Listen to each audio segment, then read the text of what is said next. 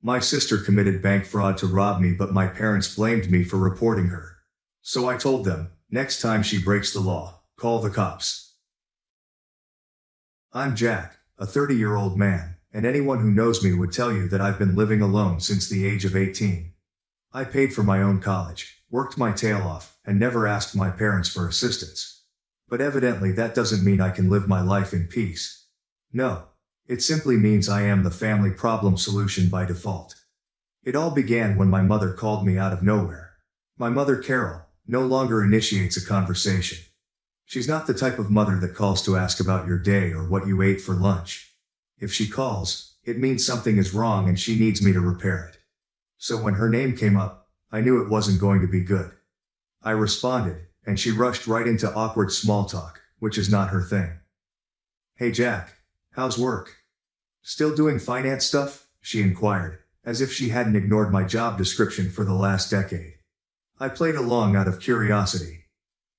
Yeah, Mom, I'm still doing finance. What's up? That is when she dropped it. Your sister is in trouble. Now, I'd like to say I was astonished, but I wasn't. My sister Karen, a 27-year-old woman, has a history of causing havoc and expecting others to clean up. Her messes haven't just been little inconveniences throughout the years. They've become full-fledged disasters that always seem to fall on my shoulders. Take the time she stole my car without my permission, just to smash it while texting. She contacted me in a panic, sobbing because she didn't know what to do. And like an idiot, I dropped everything to aid her. I dealt with the insurance, paid the deductible, and even let her off the hook for the damage she caused because she promised she would never do it again. But she did. Or the time she persuaded me to co-sign for her first apartment since she simply needed a little help getting started. 3 months later, she stopped paying rent, avoided the landlord, and left me to deal with the consequences. I spent months attempting to repair my credit while she moved back home with our parents and pretended it was no big issue. Not only does she make mistakes, but she is never held accountable.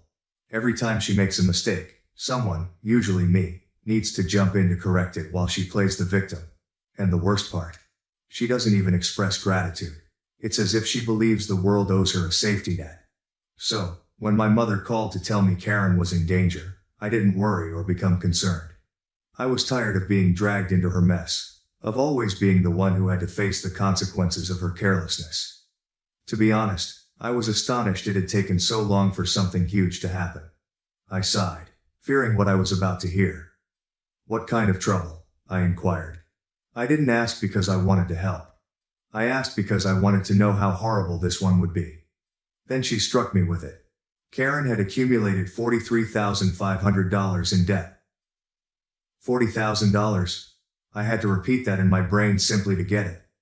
How does one reach that point? Apparently, she had spent money she didn't have again. This time, however, she owed more than just credit card companies. She'd borrowed money from some unscrupulous folks. The kind you don't just ignore as the bills build up. And now they were after her. And my mother's clever solution to the mess? Of course it's me. Why wouldn't it be? In her eyes I was the one with a solid career, the responsible sibling, the man who could always be relied on to fix the unfixable. It didn't matter that Karen made mistakes. That was not the issue. The problem was that I didn't hurry in to help her. You need to help her, she continued, as if my job as the family ATM was already determined. I sat there for a second, allowing it to sink in.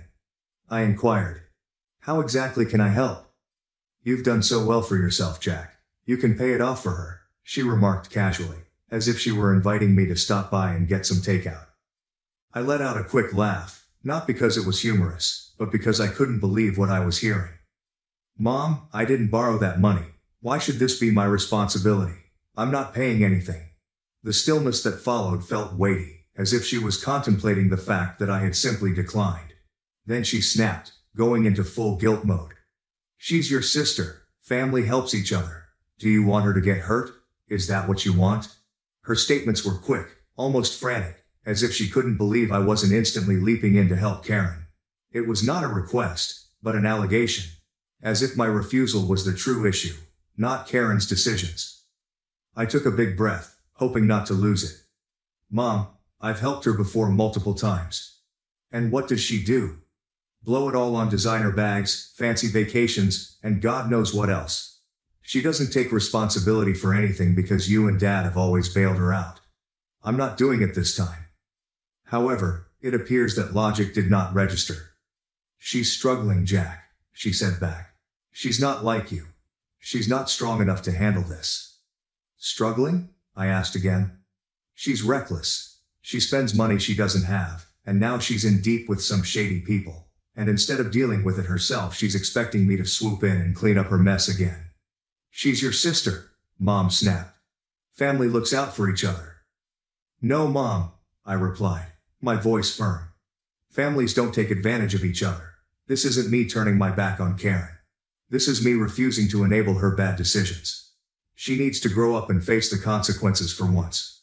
Mom was not having it. Do you want her to get hurt, Jack? Do you want that on your conscience? Look, I am not heartless. I do not want anything awful to happen to Karen. But let's be honest. She's an adult.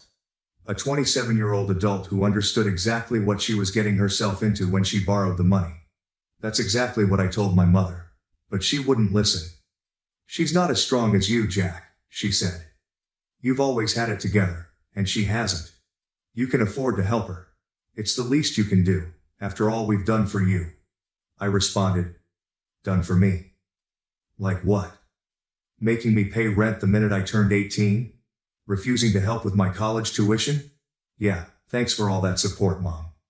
She fell silent for a moment, but then she returned swinging. If you don't help, we'll have no choice but to cut you off. Do you want that? I couldn't help laughing. Cut me off from what? You don't support me. I've been on my own for over a decade. Your threats don't work on me. With that, I hung up.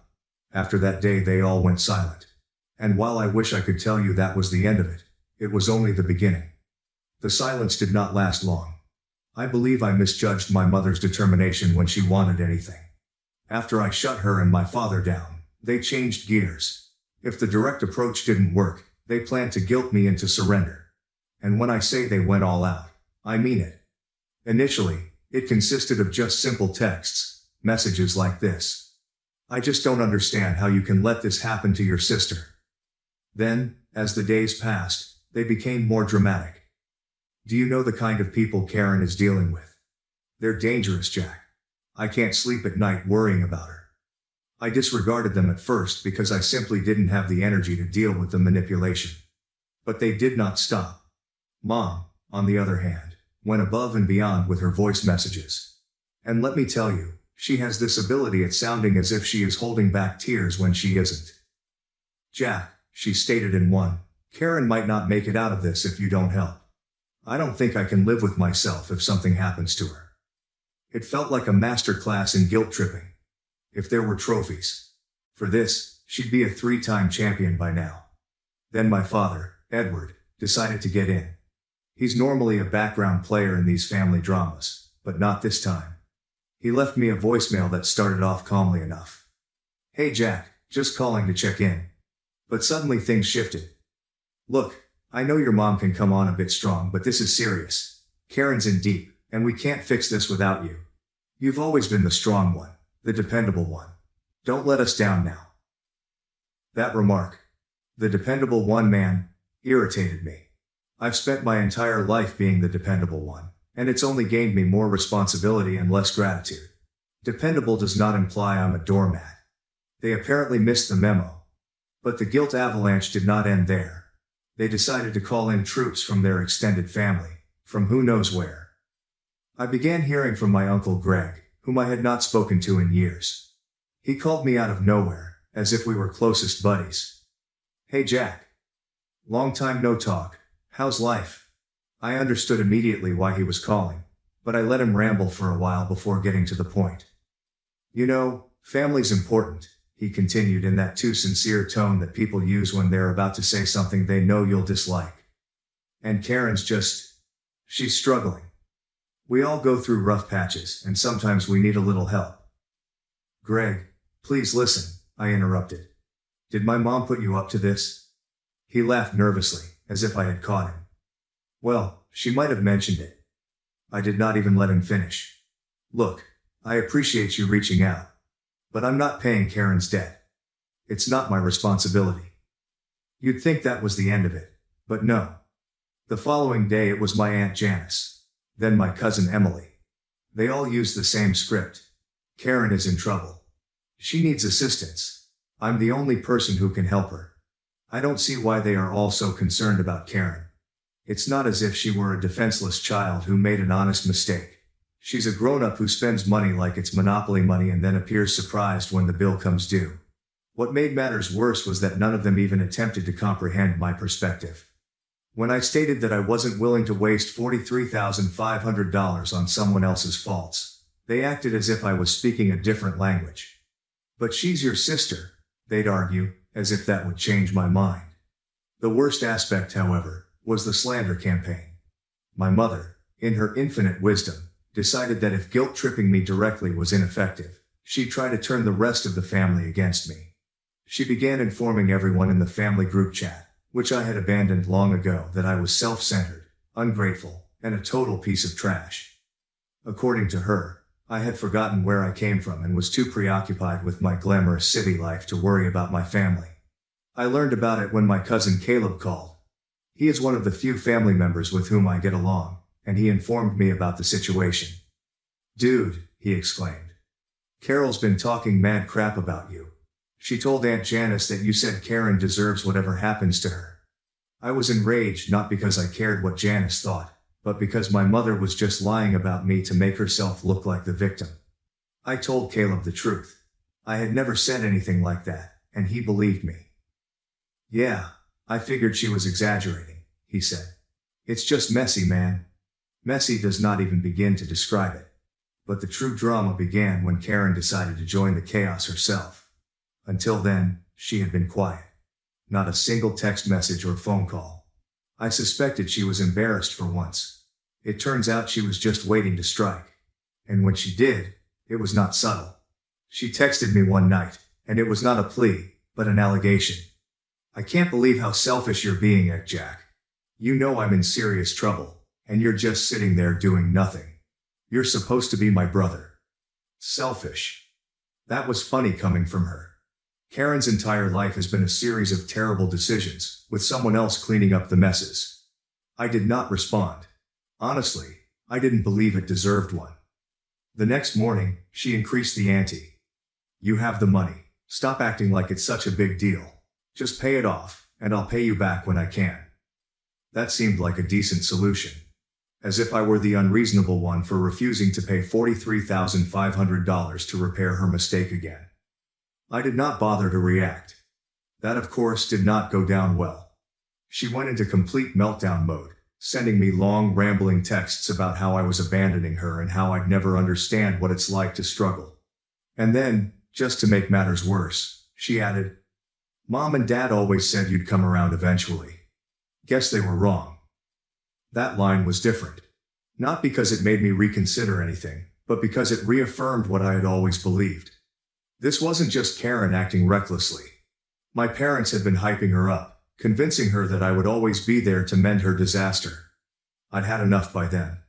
I stopped responding to texts, ignored phone calls, and focused only on my own life. Just when I thought they couldn't get any lower with the guilt trips, ambushes, and smear campaigns, I realized I had underestimated how far they were ready to go. My parents and Karen had played every card from their deck. Or so I thought. It turned out they had one last card up their sleeve. And this one demolished any illusion I had about their not crossing the line. I received a call from my bank. Everything quickly devolved into total anarchy. The bank's fraud department notified me of questionable behavior on my account. Apparently someone attempted to gain access to it using fake documentation that did not match their data. They attempted to modify my contact information and remove monies, but the system recognized the transaction as suspicious and stopped it. While the bank could not provide precise information, they did say that the documentation indicated it was someone close to me. Someone close to me. I didn't have to ask about it. I already knew. Karen. Who else might it be? The time was far too convenient. She had just texted me about her urgent situation, and when I refused to give in, this happened. I was boiling inside, forging documents to gain access to my account. That's not just desperate. It's criminal. I could not let this go. That evening, I drove straight to Karen's place, my rage hardly restrained. Of course, I didn't call since I'd had enough of being nice. She opened the door. "What are you doing here?" she demanded. "You tried to steal from me," I remarked, getting right to the point. Her countenance changed for a single second before she folded her arms. "I don't know what you're talking about." "The audacity, however," I replied. "Don't even try that, Karen. The bank flagged your little stunt. They told me someone forged documents to access my account. Do you even realize how serious that is?" She gave an exaggerated sigh, as if I was being unduly dramatic. "Oh, relax, Jack. It's not like I actually got anything." I blinked, surprised by how easily she dismissed it. "Relax? Are you seriously trying to defend this by saying you failed? You tried to commit fraud, Karen. That's a crime." She shrugged, fully unconcerned. "What else was I supposed to do? You left me no choice. You refused to help me when I needed it." I couldn't believe what I heard. "No choice?" "Karen, you had every choice. You could have owned up to your mistakes, taken responsibility, and figured out how to fix this yourself. But instead, you thought stealing from me was the solution." She scowled. "Don't act all high and mighty. Mom and Dad said you'd never let me struggle. They told me you'd come around eventually if I pushed hard enough. I just had to wait for you to get over your little tantrum."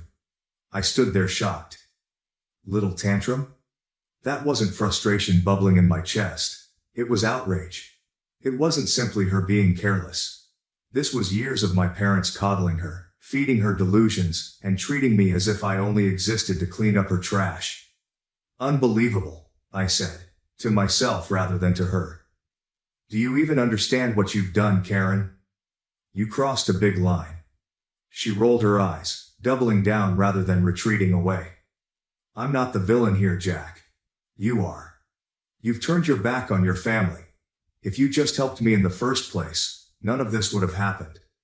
That was it. The last straw. I took a long breath, not to remain calm, but to ensure that I did not say anything I would later regret. "I'm done," I murmured, turning towards the door. But before I went, I gazed at her one last time. "If you ever try something like this again, I won't just cut you off. I'll make sure the cops know exactly what you did. Grow up, Karen. You're not a child anymore." I did not wait for her response. I returned to my car, my mind racing. How did it become this bad? How had my family become so toxic that my own sister thought it was acceptable to take from me and blame me for it? I knew this was it. There was no going back from this. I needed to cut ties for good. But I knew it wouldn't be so straightforward. My folks were not about to let this go. Karen wasn't about to let this go. And if they thought I was going to roll over and accept it, they were mistaken, and I was correct. The next day my mother called. I did not pick up. But she did leave a voicemail. "Jack, your sister told me what happened," she quipped. "I can't believe you threatened her like that. She's struggling, and instead of helping her, you're making things worse. You should be ashamed of yourself." I replayed the message 3 times to make sure I heard her correctly. Karen attempted to steal from me, and I somehow became the bad guy. It was so ludicrous that I didn't answer. What was the point? They were not going to see reason. But it didn't mean I was going to let it go. I called my bank and requested that they tighten the security on my account by implementing password changes, 2-factor authentication, and other measures. I wasn't going to give Karen or anybody else another chance to muck up my finances. For a few days, everything was quiet. Too quiet. But if there's one thing I've learned about my parents, it's that they won't take no for an answer. At least not the first 100 times. Don't tell me in the comments that I can just say no since they don't get it. So when I got home from work a few days later and saw their car parked in my driveway, I wasn't surprised. Yes, I am annoyed. Shocked? Not at all. I took a deep breath, parked behind them, and sat in my car for a minute to mentally prepare myself. I realized they weren't there for a casual conversation. They were not coming to apologize or make amends. No, it was going to be another round of guilt, manipulation, and emotional blackmail. And I was already fatigued just thinking about it. When I eventually got out of my car, my mother was waiting by the front door, appearing as if she was prepared to give a lecture. My father stared at the ground as if he'd rather be somewhere else. We need to talk, my mother remarked once I got close enough.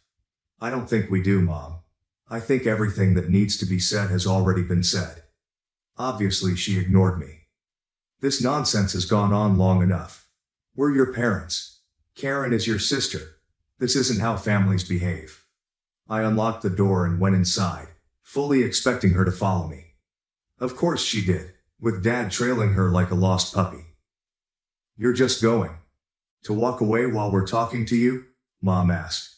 No, I'm going inside my house so I don't have to stand outside listening to more of your nonsense, I told you. If you're going to lecture me, you might as well do it where I'm comfortable. She didn't like my tone, but I honestly didn't mind. She'd already breached every barrier I tried to create, so why bother pretending I was fine with it? My mother wasted little time getting into her normal speech. Jack, you need to stop this stubbornness. Karen is struggling, and it's your responsibility as her brother to help her. She's family. Yeah, family, I totally get it, I told them. So let me tell you something about family, Mom. Family doesn't lie, steal, and manipulate to get what they want. Family doesn't expect one person to sacrifice everything while someone else coasts through life without consequences. So don't come in here lecturing me about family. My father eventually spoke up. This isn't about taking sides, Jack. It's about fixing things. You're the only one who can do that. I laughed bitterly. Fix things? You mean like paying off Karen's debt? Covering for her fraud attempt? Letting her get away with everything like she always does? Yeah, no thanks. I'm done fixing things for her. She's your sister, Mom explained, her voice rising. Do you know what it would do to her if something happened? How would you live with yourself?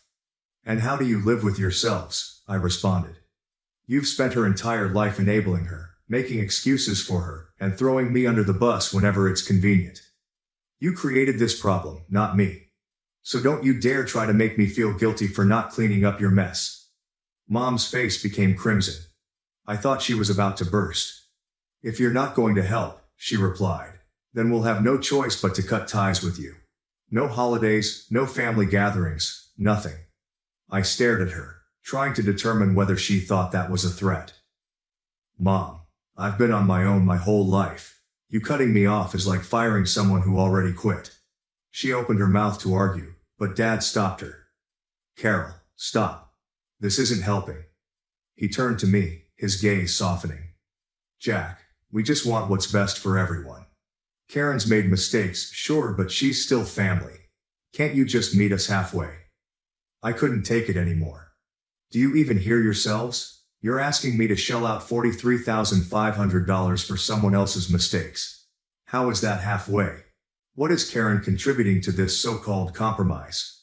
I could feel the wrath rising in my chest, and my thoughts were rushing faster than I could say. Every sacrifice I'd made, every time I'd stood up when they wouldn't, every instance of them putting Karen first, it all hit me at the same time. I pushed off the counter with methodical motions and proceeded to the door. My heart was hammering, but my face remained serene. No yelling. There's no arguing. They no longer deserved that much attention from me. I swung the door open wide and said, "Get out." My mother blinked, caught off guard. "Excuse me." "Get out," I repeated. "This conversation is over. You're not going to guilt me into paying Karen's debt, and you're not going to manipulate me into feeling bad about it. So unless you have something productive to say, you can leave." Mom seemed to want to quarrel, but Dad gently grasped her arm. "Come on, Carol, let's go." She scowled at me as she walked by, her speech venomous. "You'll regret this, Jack. Mark my words." I closed the door behind them and stood there. It was quiet. Finally silence. But the silence did not stay long. The entire issue had been bothering me, and against my better judgment, I resolved to find out what was going on with Karen. Perhaps it was curiosity. Or maybe I just wanted to know how far things had devolved. I contacted a mutual friend who still maintained in touch with her, thinking they might fill in the gaps. "What's going on with Karen?" I inquired. "I haven't heard anything since." "Well, you know." The friend responded without hesitation. "Oh, you haven't heard? It's bad. The people she owes money to aren't messing around. They trashed her car and completely destroyed it. Windows, tires, everything. She's freaking out, saying she doesn't feel safe. I should have felt sadness, concern, or anything. But instead I felt exhausted. She had put herself into this predicament, and now she was paying the price. Of course, I knew this would only entail greater pressure from my parents to intervene and save her. After a few days I still had no direct contact from Karen or my parents, only silence. It seemed peculiar, like the quiet before the storm. And sure enough, the storm arrived. A letter from an attorney. When I opened it, I could not believe what I was reading. My parents threatened legal action, alleging that I had a moral obligation to support my family. They wanted me to repay Karen's debt, and they were eager to take me to court over it. I could not believe it. After everything they'd done, they were willing to go this far. Part of me wanted to chuckle at the absurdity of the situation, but largely I felt numb. This was no longer a family, it was a battleground. And I was finished battling. What shocked me was the sheer chutzpah of the situation. It was almost remarkable. Look how stupid this sounds. My own parents are threatening legal action because I refused to clean up Karen's $43,500 mess. It was as if they had abandoned any pretense of being a family in favor of open animosity. I didn't have to think about what to do next. The first phone call I made was to my lawyer, who, fortunately, has a good sense of humor. When I recounted the scenario, he chuckled and stated, "Jack, they don't have a leg to stand on. Let them file if they want, it'll get laughed out of court." Their threat did not come to fruition, but it was a reminder of how toxic they were, which strengthened my desire to avoid interaction. That they were willing to go that far was plenty for me. I realized I couldn't keep this door open much longer, even a crack. I'd been holding out a glimmer of optimism that we could somehow fix things. But this was the final straw. I blocked my parents' phone numbers the same day. No calls, messages, or voicemails. I went through my social media accounts and blocked them too. I repeated the process for Karen as well. If they were going to treat me like an enemy, I'd treat them as strangers. I also had to inform the extended family of what had happened. I knew my parents would twist the tale to make me look like the villain, and I was not going to let them get away with it. So I called up my cousin Caleb, one of the few family members I trust, and explained everything. "Dude," Caleb replied when I finished explaining. "That's insane. They seriously tried to sue you?" "Not yet," I replied. "But they're threatening to. I wanted to give you the heads up because I'm sure they're going to start spreading lies about me." "Don't worry," Caleb said. "I've got your back. And honestly, good for you for cutting them off. They sound toxic as hell." That conversation gave me the confidence to contact a few other relatives. Some were supportive, such as Caleb, but others were less so. My Aunt Janice, for example, was fully on Team Carol. "Jack, they're your parents," she explained, as if that pardoned all they'd done. "You can't just walk away from them." "Yes, I can," I replied firmly. "And I have. They've crossed every line imaginable, and I'm not going to let them keep dragging me down." I knew Janice thought I was a disappointment. She said, "Family is family, Jack. You'll regret this someday." "Maybe," I answered, not believing it. "But for now, I'm choosing peace." However, I only experienced tranquility for a few days. Of course, about a week after blocking them, I received a call from an unknown number. Against my better judgment, I responded. "Jack," my mother asked, her voice shrill and angry. "You blocked me?" I sighed, already regretting the decision to pick up. "Yes, Mom, I blocked you." "Why? Why would you do that?" she asked, as if the explanation wasn't so clear. "Because I'm done," I explained. "I'm done with the manipulation, the guilt trips, the lies, the demands. I'm done with all of it." She scoffed. "You're being ridiculous. Do you really think you can just cut us out of your life like this?" "Yes," I answered simply. "I can. And I have." She attempted to argue, of course. She labeled me selfish, ungrateful, and cruel as usual. But I did not take the bait. I simply stated politely that I was not interested in continuing the conversation and hung up. I then blocked the number. Following that, I doubled down on the no-contact strategy. I instructed Caleb to notify me if my parents or Karen attempted to contact me through him, but otherwise, I did not want to hear anything about them. For the most part, he respected it. However, he would occasionally slip in an update. Months passed, and the longer I went without communicating, the more I realized how much I'd missed out on without the constant turmoil. I had a lot more time and energy to devote to the things that were most important. Of course, there were still times of uncertainty. Every now and again, I would hear a voice in the back of my mind saying, "What if they're right? What if you were being selfish?" But then I'd recall everything they'd done, everything I'd been through, and the uncertainty would vanish. Up until today, I had no idea what had happened to Karen. I recently received another call from Caleb. "Hey, just thought you'd want to know Karen filed for bankruptcy." I paused for a moment to take in the news. Well, I thought to myself, maybe now she'll learn to take responsibility for her actions. Caleb responded, "Maybe." But we both knew that was improbable. Karen wasn't exactly the sort to learn from her mistakes. My parents continued their slander campaign for a while, but it appeared to fizzle out. I suppose even their most ardent followers grew bored of hearing the same story over and over. By the time the holidays arrived, I was relieved because I wouldn't have to spend Christmas pretending everything was good when it wasn't. Instead, I spent the holidays with friends from my chosen family, and for the first time in years, I didn't feel as if I was treading lightly. I could just be myself, free of my parents' expectations and Karen's demands. It wasn't easy to cut them off. It was one of the most difficult decisions I'd ever made. But looking back, I know it was the right decision. Sometimes you have to distance yourself from poisonous people, even if they are relatives. And, while not always easy, it is worthwhile. Caleb still sends me periodic updates, but I've made it obvious that I don't want to hear anything more. My parents were still attempting to recover their reputations when I last heard from them, and Karen was fighting to regain her feet following the bankruptcy. I wish I felt awful for them, but I don't. They made their decisions, and now they are dealing with the consequences. As for me, I refuse to be a fool, dancing on the strings held by all of those big shots. I'm going forward, and I've surrounded myself with individuals that genuinely care about me and respect my boundaries. I'm concentrating on my profession, interests, and personal happiness. And while I don't know what the future contains, I know this for sure. I'll never let anyone, family or not, bring me down again. Thank you for sticking with me over this wild adventure.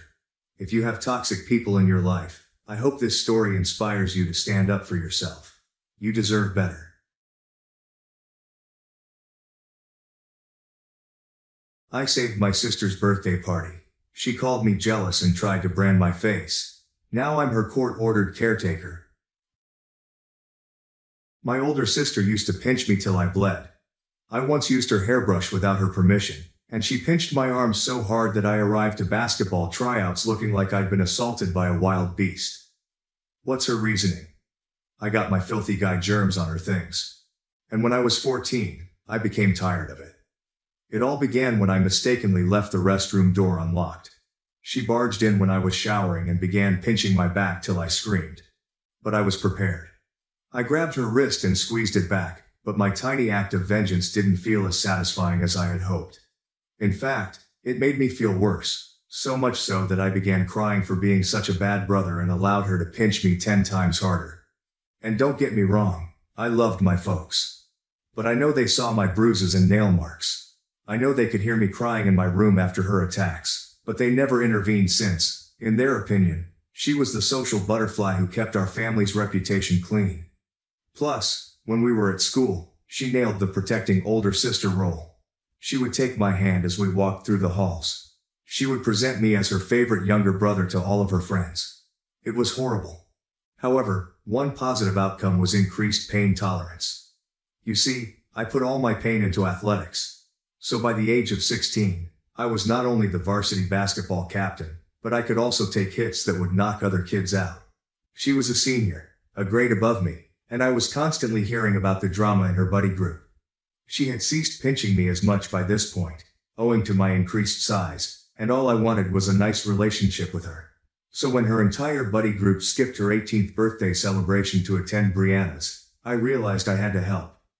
Brianna and my sister had been arguing over a guy named David. My sister spent the entire morning crying because no one would attend her party. I spent all day correcting it. I contacted everyone I knew, including basketball players, students from other schools, and several college freshmen. I told them about free alcohol and fantastic music. By 8 p.m., I had approximately 40 people arrive. The party was great. She grabbed me aside halfway through, happy tears in her eyes, and told me I was the finest brother in the world. We even took shots together. She continued assuring everyone that I had rescued her birthday. For the first time in my life, I felt as if we were real siblings. Or so I thought. Because, as it turned out, David was Brianna's cousin, and he arrived drunk as hell with his new girlfriend at 11 p.m. I started ranting about how my sister was so desperate that she had to have her loser brother beg people to come. How she paid random freshmen to pretend to like her. The party dispersed in 20 minutes. She did not speak to me for 2 days. Then, when our parents were at their anniversary dinner, I heard a tap on my bedroom door. That was her. "Can we talk?" she asked politely. I opened up and she instantly threw me against the wall. "You knew David was Brianna's cousin. You invited him to humiliate me. You've always been jealous that I'm your favorite." She was clutching her hair straightener, which was still hot from fixing her hair. Before I could grasp what was going on, she swung it at my face. "You ruined my life." I ducked instinctively. There was a sizzling sound, followed by the most terrifying scream I'd ever heard. When she missed me, she placed the straightener against her own neck. Red blisters were already developing. She dashed to the restroom, and I could hear her sobbing. I dialed 911 right away, my hands shaking. She ended up needing skin grafts. The burn was 3rd degree. When my parents arrived at the hospital and inquired what happened, I simply responded, "Check her phone." Years of texting her pals to gloat about making me weep. She referred to me as her practice dummy for real-life difficulties. She uploaded photos of my bruises to group conversations, along with laughing emojis. My dad's face turned ghostly white. My mother started crying. They separated us in the hospital. A nurse led me to a different room while they worked on my sister's neck. I sat there for 3 hours, answering the same questions repeatedly. The police arrived about 2 a.m. 2 officers, both appearing weary. They asked me to guide them through everything that had happened. I showed them the texts from my phone. Years of texts between my sister and her friends. I'd been saving screenshots since I was 12 to explain why I had so many bruises. The female officer's jaw tightened as she read through them. She continued scrolling, her face becoming darker with each message. My parents arrived at the police station at about 4 a.m. Mom's mascara ran down her face. Dad continued raking his hands through his hair, causing it to stick up in unexpected directions. They would not look at me. Evelyn was the name of the investigator assigned to our case. She had kind eyes but posed difficult questions. She wanted to know about every instance I could recall, every pinch, bruise, every time my parents observed what happened but did nothing.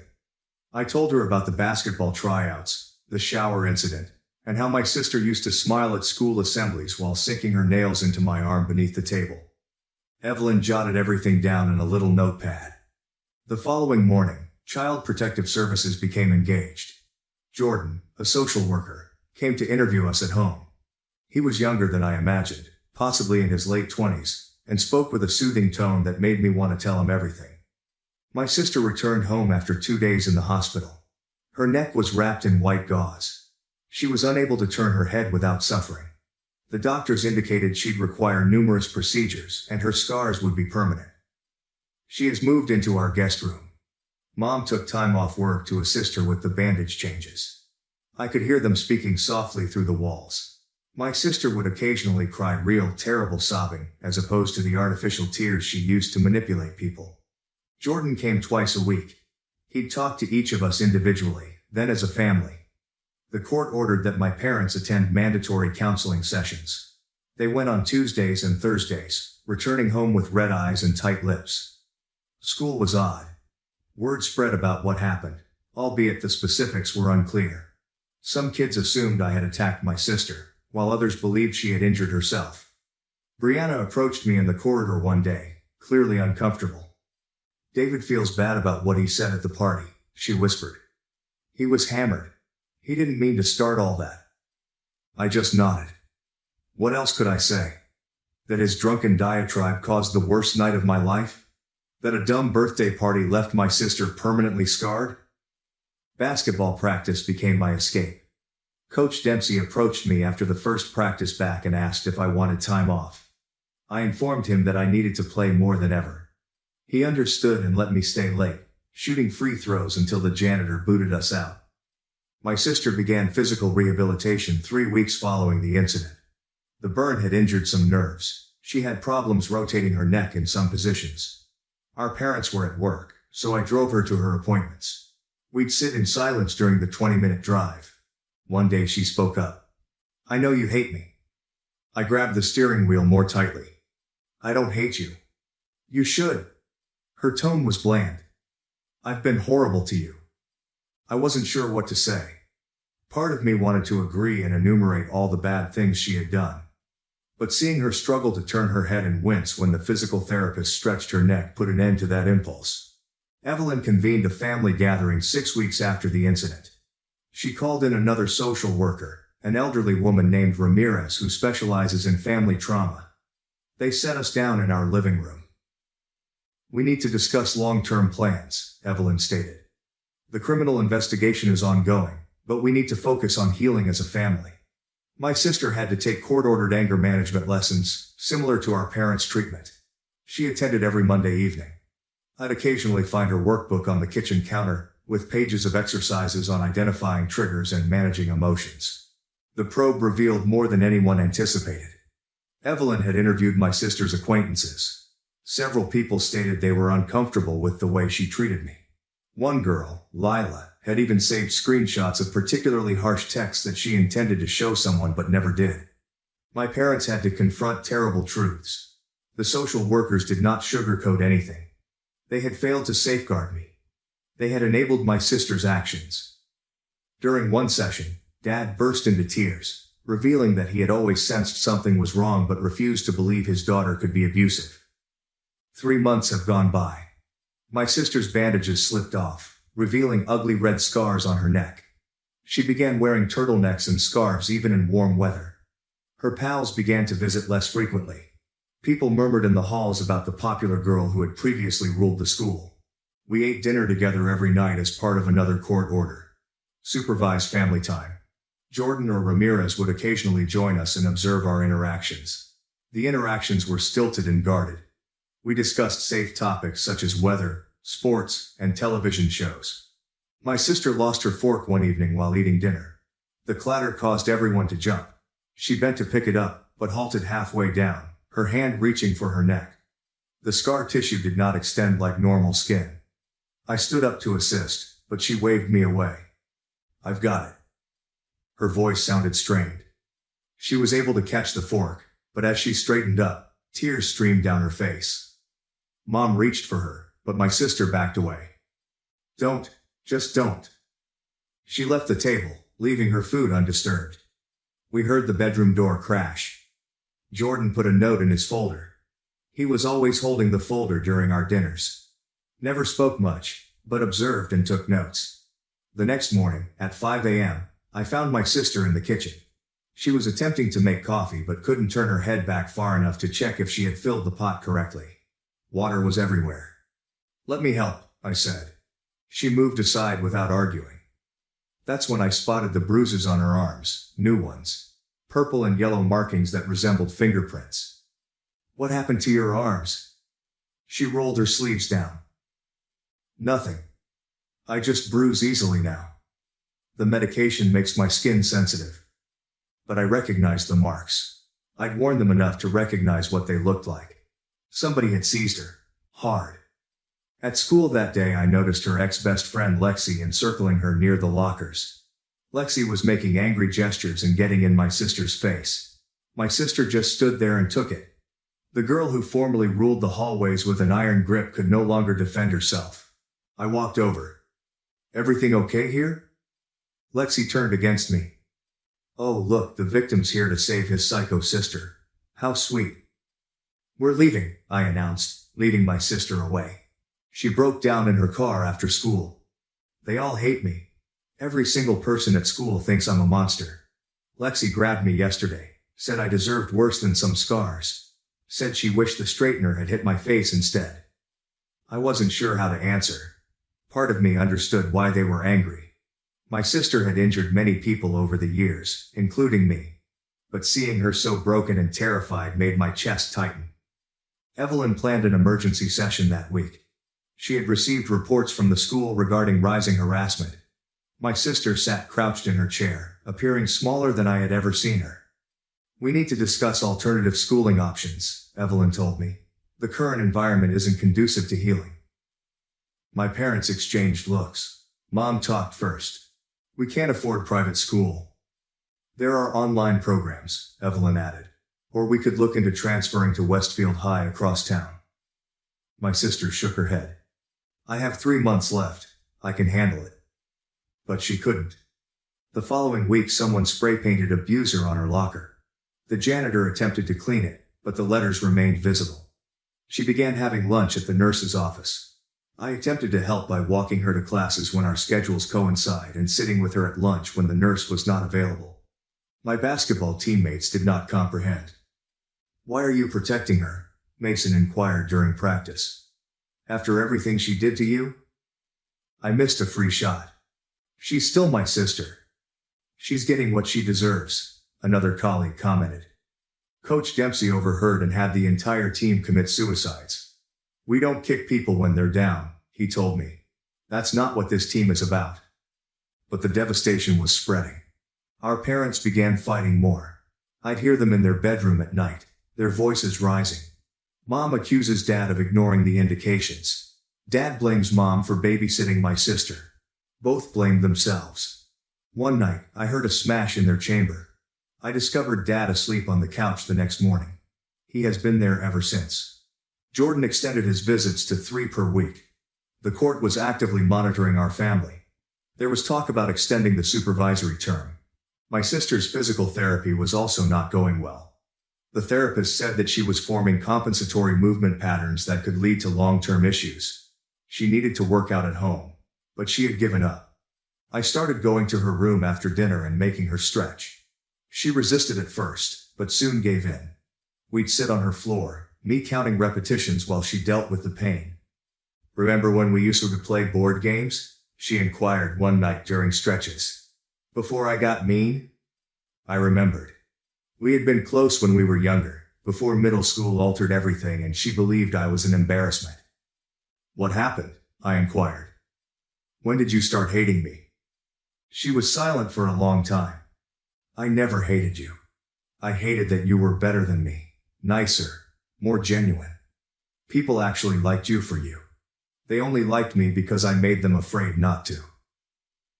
The admission hung between us. I assisted her with the final stretch, watching her face contort in misery as the scar tissue tugged. Everything came crashing down just 2 weeks before graduation. My sister had been doing better by keeping her head down and simply trying to get through. Someone then shared the screenshots online. All of the communications she had sent about me over the years. Photos of my bruises. Everything. The post went viral throughout our school community. Parents began calling for her expulsion. The principal had to convene an emergency meeting about cyberbullying. It did not matter. The damage was done. My sister did not come home that night. My parents contacted the cops at midnight. I drove about looking for her, examining all the areas I imagined she might go. The park where we used to play as kids, the beach where our family picnicked. I found her automobile on the old railroad bridge outside of town. She sat on the hood, her legs dangling over the edge.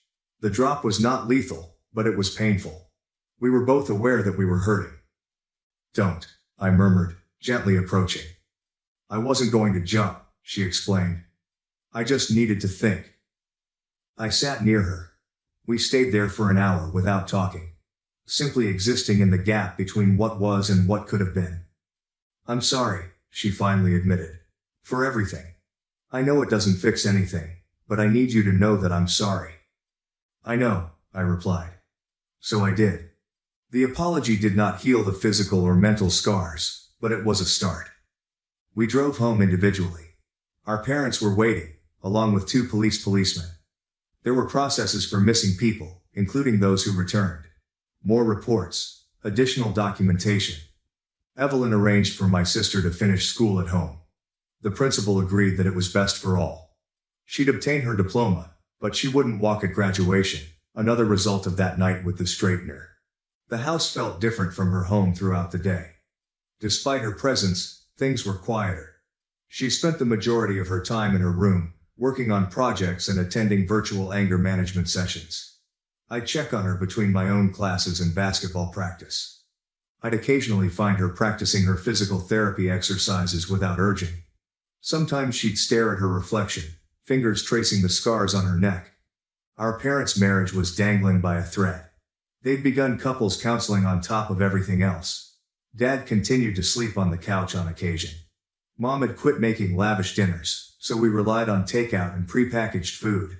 Jordan drew me aside during one of our visits. "How are you handling all this?" "I'm fine," I said automatically. "It's okay if you're not," he said. "You've been through significant trauma. Your feelings matter too." But I had no idea how to describe the shame that was sitting in my gut like a stone. If I hadn't dodged that night, none of this would have occurred. My sister would graduate normally. My parents would still be pleased. Our family would not be under continual observation. The rational part of me understood it wasn't my fault. She swung a hot straightener at my face, and I ducked instinctively. But rationality did not alleviate the guilt. We qualified for regionals at the end of the basketball season. I played my worst game. Couldn't concentrate.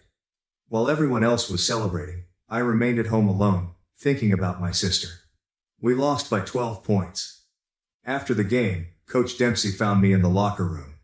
"You've got a lot on your shoulders," he told you. "But you can't carry everyone else's burden. Sometimes people have to face their own consequences." He was correct.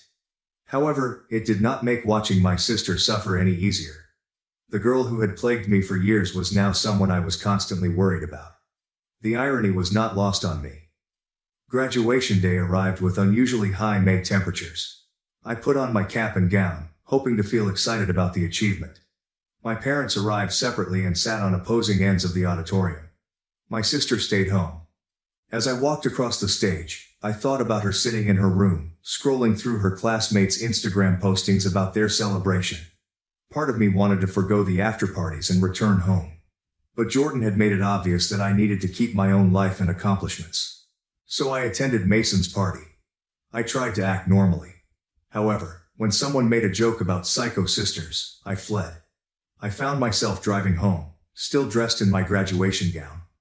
My sister was in the backyard, trying to put flowers in Mom's neglected garden. Her physical therapist recommended gardening to improve her neck mobility. She looked up as soon as she heard the gate. "Shouldn't you be celebrating?" she inquired.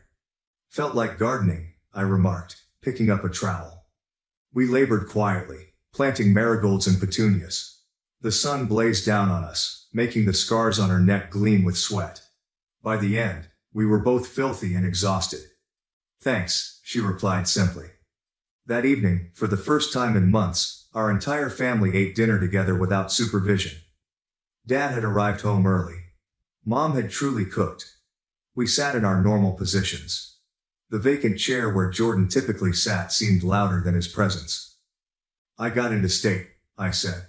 "Basketball scholarship. Full ride." I'd been holding on to the news for weeks. My parents grinned, the first genuine smiles I had seen from them in months. Even my sister appeared pleased, but something flared behind her eyes. "That's amazing," she exclaimed. "You deserve it." She knocked on my door after dinner.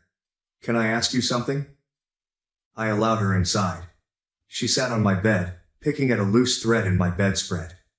"Do you think we'll ever be normal again?" asked the woman. "Our family, I mean."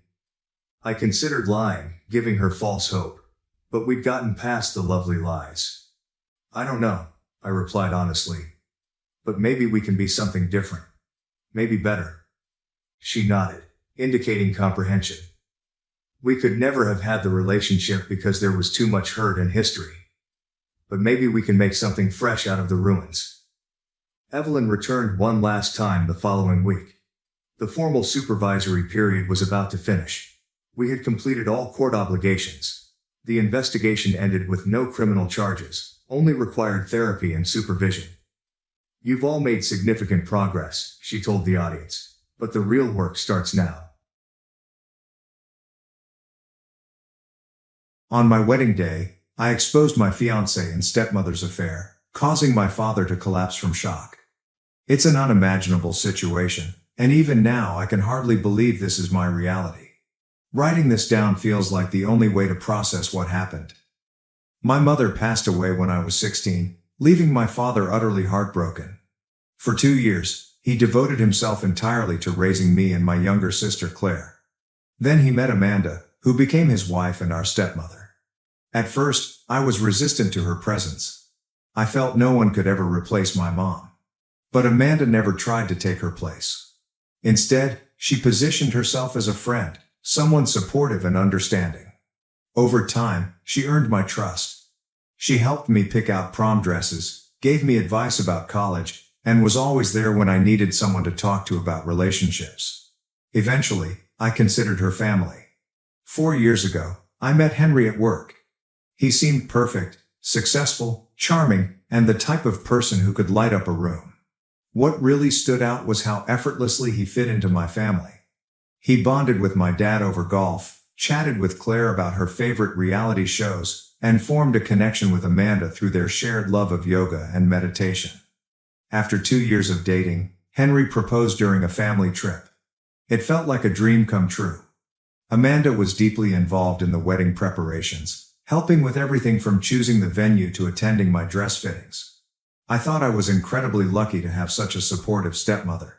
2 days before the wedding, everything unraveled. My cousin Ben, one of Henry's groomsmen, asked to speak to me privately. He looked pale, almost sick, as he showed me a video he had recorded during Henry's bachelor party. In the video, Henry, visibly drunk, bragged about his affair with Amanda. He described how it started at last year's Christmas party and revealed in excruciating detail how they would meet at hotels while pretending she was attending yoga classes. What broke me was his admission that proposing to me was just a ploy to keep their affair hidden. Shocked and devastated, I didn't know what to do. But Ben encouraged me to dig deeper, so we did. We recovered deleted text messages between Henry and Amanda, uncovering hundreds of exchanges where they planned their meetings. Amanda's credit card bills showed frequent charges at hotels on days she was supposedly at yoga. I even went to the hotels they used the most. One manager recognized them and allowed me to view security footage of them checking in together multiple times. The evidence was overwhelming. It was like a nightmare. While I had been working extra hours to save for our wedding, my fiancé was betraying me with my stepmother. At first, I considered canceling the wedding quietly. But the more I thought about it, the more I realized that wouldn't be enough. Canceling without explanation would leave room for whispered rumors and twisted narratives, likely painting me as the irrational one. No, they needed to be exposed for who they truly were. On the day of the wedding, instead of walking down the aisle in my expensive white dress, I arrived wearing jeans and an old t-shirt. Guests were confused, whispering amongst themselves. Amanda rushed over, trying to escort me to the bridal suite, insisting we could fix whatever was wrong. Henry looked nervous but tried to act calm and collected. I took my place at the altar. When it came time for the vows, I signaled to the AV technician we had hired to handle the video screens. Instead of our carefully curated wedding video, the footage from Henry's bachelor party began playing. Every shocking, vile detail echoed through the speakers. Then came the security footage from hotels and their text message exchanges, displayed for all 200 guests to see. The room erupted into chaos. Amanda tried to escape, but my uncles blocked the exits. Henry stood frozen, stammering that he had been drunk and joking in the video. My father, overwhelmed by the betrayal, collapsed and had to be rushed to the hospital. Afterward, some guests criticized me, saying I went too far and should have handled the situation privately. But after enduring over a year of lies and humiliation, I felt they deserved every second of public exposure. If they had wanted privacy, they should have thought of that before betraying me and my family so thoroughly. Now, my father remains in the hospital under observation. The stress of everything has taken a toll on his health. Amanda hasn't returned home since that day, and Henry continues to call and text me, begging for a chance to explain himself. I've blocked his number on every platform, but he finds new ways to try to reach me.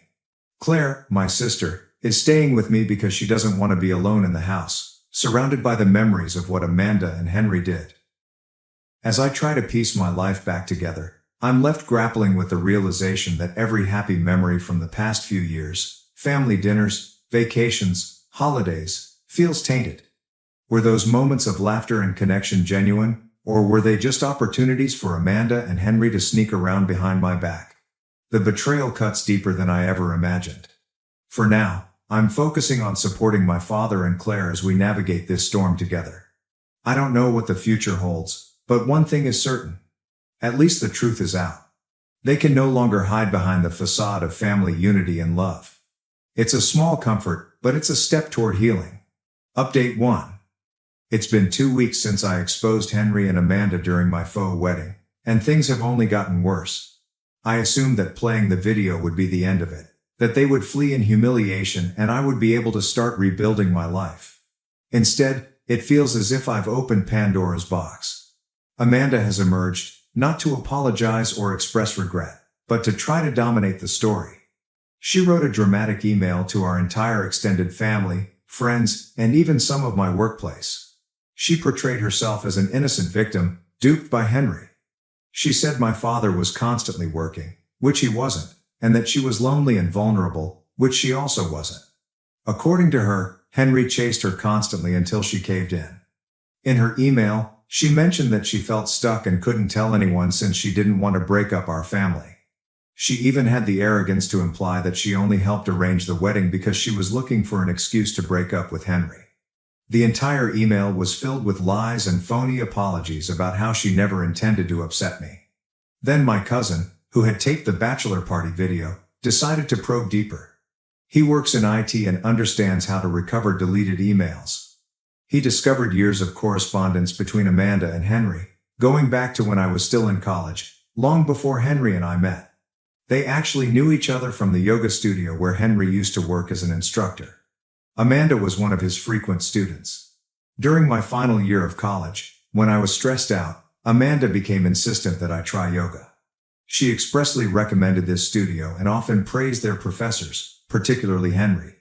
She made sure I only attended courses when Henry was instructing, claiming they were the greatest for beginners.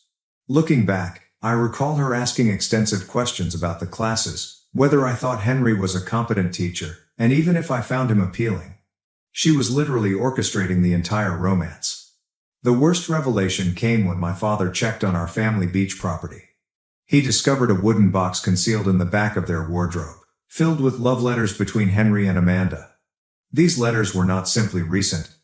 They dated back years. They laid forth their plan for Henry to marry me so they could continue their connection without suspicion. They even joked that I would never notice because I was too preoccupied with my work. The wedding video has circulated throughout our neighborhood. People who weren't even at the wedding witnessed it. Henry's groomsmen began providing additional information about what he said at the bachelor party that were not captured on tape. Apparently, he made several vulgar remarks about having a mother and a daughter. Then additional women started coming forward with stories about Amanda. 2 of Claire's high school friends contacted me independently. They both said Amanda attempted to seduce their elder brothers when they came over to study. One of the brothers was 19 at the time. Another member of our church confessed that Amanda had an affair with her husband 3 years ago. My stepmother appears to have a history of chasing younger men, particularly those connected to her daughters. My father was released from the hospital after 3 days, but he isn't the same person. His blood pressure remains elevated, and he rarely eats or sleeps. He spends the majority of his time in his study, looking through old photographs and family recordings. I visit him every day, but seeing him in such a way breaks my heart. He constantly apologizes to me, claiming that he should have spotted the indications. Henry finally stopped contacting me personally when I threatened him with a restraining order, but he has since propagated his own version of events. He claims I'm unstable and overreacted to innocent drunken conversation at his bachelor party. His family fully supports his lies. His mother even contacted me, saying I had ruined her son's life due to a misunderstanding. She argued that the hotel visits and messages could be explained if I only let Henry speak to me. I blocked her phone number. The ultimate blow came when Claire discovered Amanda's diary in a false bottom drawer in her craft room. What she described about her relationship with Henry made me physically ill. She described their encounters, future plans, and how they giggled about their secret at family gatherings. She even told her lover how much fun it was to help organize my wedding, selecting sites where they had already hooked up. Reading those diary notes destroyed something inside me. All the times I thanked her for her assistance with the wedding and confided in her about my connection with Henry, she was laughing behind my back. How did I miss what was going right in front of me? Update 2. It has been a month since my last report, and the situation has deteriorated in ways I never expected. Just when I thought things couldn't get any worse, something new emerges. The most significant development is that Henry lost his position at the investment firm. It comes out that his boss's wife attended the wedding and videotaped everything on her phone. The video spread across the office and eventually reached the company's board. They judged that Henry's actions reflected poor judgment and a lack of moral character. Because he dealt with high net worth clientele who trusted him with their money, the company concluded it couldn't take the risk of keeping him. Henry was dismissed last week without severance pay, but that's not the worst part. Amanda totally lost it. While my father was still suffering from everything, she emptied their joint accounts, taking nearly $200,000. She also grabbed all of the family jewels, including pieces that belonged to my mother and were intended to be passed down to me and Claire. My mother's engagement ring, her grandmother's pearls, and even the locket containing our infant pictures are all gone. Amanda left a dramatic statement, stating that years of mental manipulation and anguish pushed her to take drastic steps to protect herself. My father's lawyer is trying to find her, but she appears to have vanished. She even emptied her personal storage unit without anyone noticing. Claire eventually broke down and said something that made my blood boil. Last year, after her senior prom, she discovered Amanda attempting to seduce her boyfriend, Tom. Claire had gone upstairs to change out of her outfit, while Tom waited in the kitchen. When she returned, she discovered Amanda cornered Tom against the fridge while wearing nothing but a silk robe. Tom appeared afraid. Amanda attempted to explain it as a misunderstanding, claiming she didn't expect anyone to be in the kitchen so late. She begged Claire not to tell anyone, fearing it would split the family. Claire, barely 18 at the time and terrified, remained silent. She broke up with Tom the next day, too embarrassed to tell him the true reason. More details concerning Henry and Amanda's affair emerge. Amanda's yoga friend contacted me, claiming Amanda and Henry's relationship at the yoga class was an open secret. Everyone assumed it was over when Henry moved to work in finance, but it appears they just became better at hiding it. The friend discovered old images from a yoga retreat of Henry and Amanda looking quite cozy, shot while Henry and I were already dating. Amanda's yoga acquaintance also noted that she had a reputation for getting too close to male pupils, particularly younger ones. The studio owner had admonished her several times to respect professional boundaries. This validates Claire's friend's claims about Amanda chasing their brothers. My father has started divorce proceedings, but he is not doing well. His blood pressure is alarmingly high, and his doctor has prescribed additional medication. He rarely leaves the house, save for sessions with his lawyer. Every fresh revelation concerning Amanda's dishonesty appears to age him an additional year.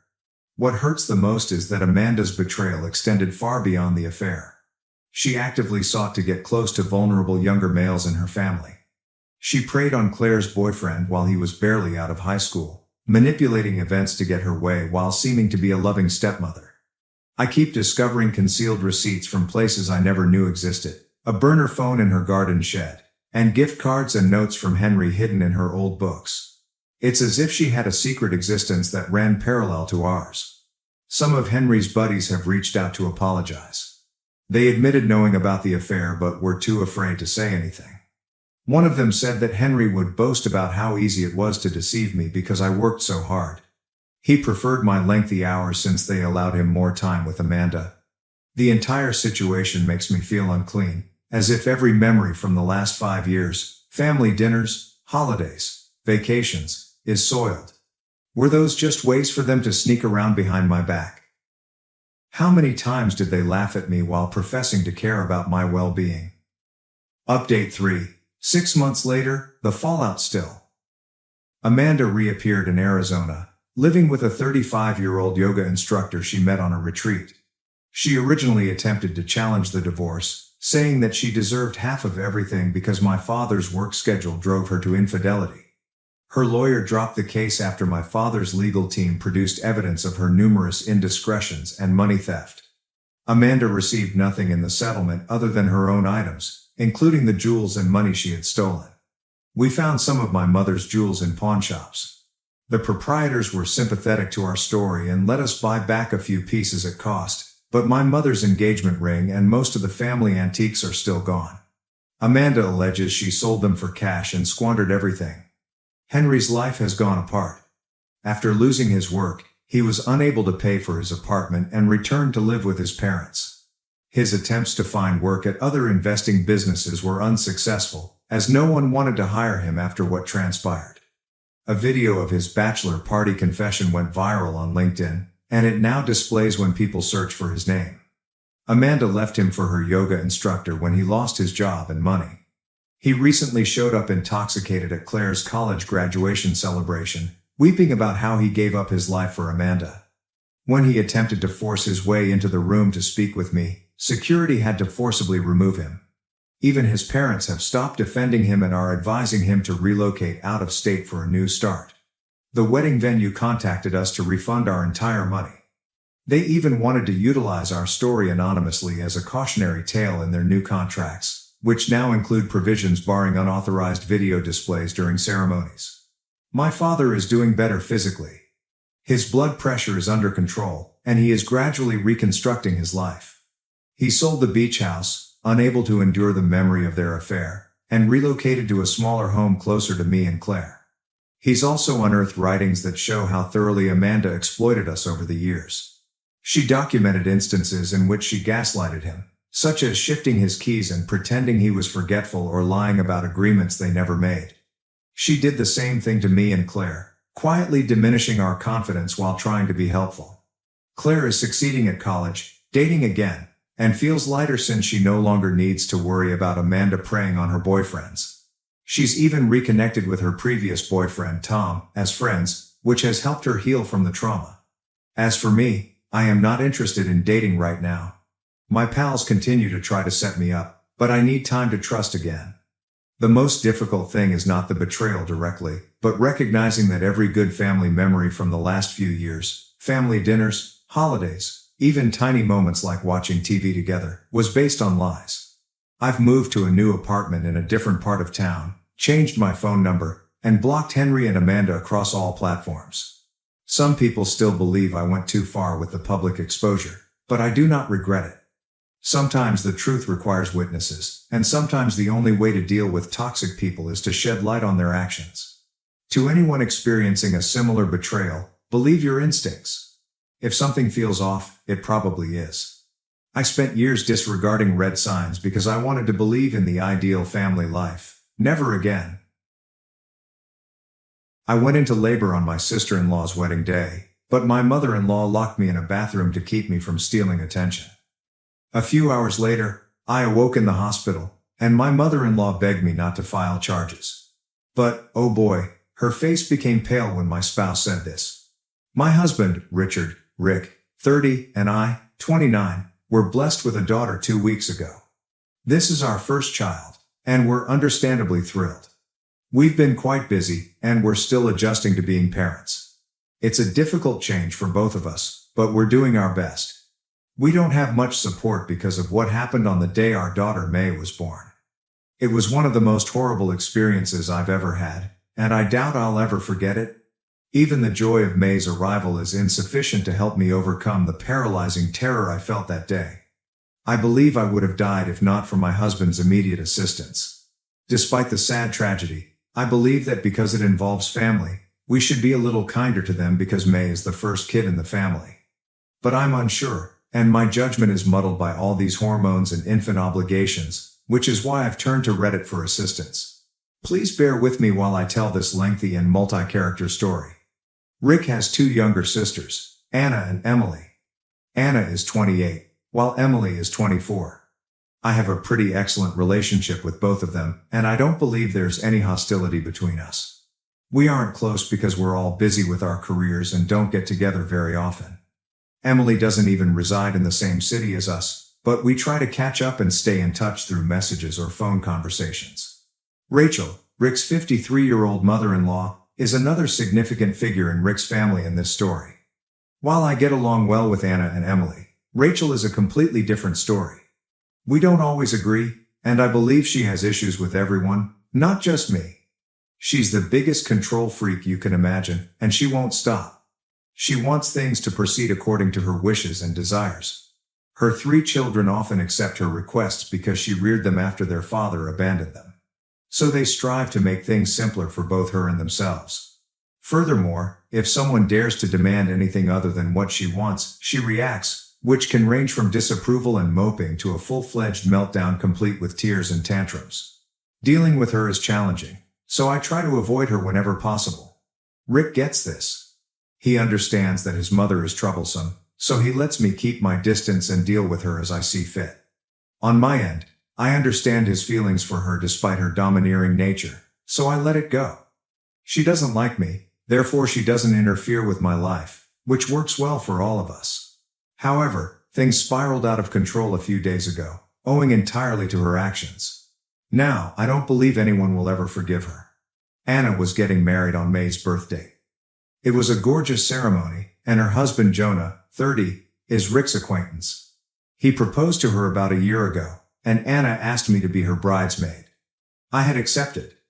However, when Rick and I discovered I was pregnant, I had to suggest that she ask someone else because I knew I wouldn't be able to handle it. This was about 6 months after the proposal, therefore only 6 months till the wedding. I was 3 months pregnant by then. I expected repercussions from her for backing out midway, but I knew I needed to prioritize. I was very worried and jittery before telling her. I believed our connection would be strained indefinitely. However, to my relief and astonishment, none of it occurred. Anna was pleased when I informed her. She had forgotten about her wedding for a long time. When I told her I wouldn't be available for duty, she said, "Obviously, I'll be taking care of you." She even pondered rescheduling the wedding since she didn't want me to miss it, as I would have if May had been born then. That didn't happen for a variety of reasons, and she probably shouldn't have done it in the first place. It was a close call in the end, but she remained supportive throughout. Emily became the maid of honor, and I knew the 2 sisters were preoccupied with wedding preparations, so I didn't trouble them much during the pregnancy, which was traumatic for me. Nonetheless, they kept in touch as often as possible and came over to encourage me greatly. I feel a little guilty for not supporting Anna on the most important day of her life, despite the fact that she supported me the entire time. My mother-in-law was the only one who was upset about the situation. I believe Mom was angry that I couldn't be the maid of honor anymore, which caused some disturbance in the wedding preparations. That seemed like the only reasonable explanation, and I understood where she was coming from. However, the antagonism, for lack of a better phrase, persisted even after Anna accepted the pregnancy and my absence as maid of honor. The bride was not upset in the least, but Rachel began antagonizing me from that moment forward. It was strange, but I assumed I was on edge because of the hormones, and she was on edge because of the wedding. I assumed that all of this was simply building false narratives in my head. I ignored her as much as I could, and things were largely all right. During the wedding, things became out of hand, both physically and figuratively. I was completely pregnant, my feet were swollen, my abdomen was massive, and I felt like I was about to pass out. I still wanted to go to the wedding because Anna wanted me there. I had asked her previously whether she wanted me there because I wanted it to be her special day.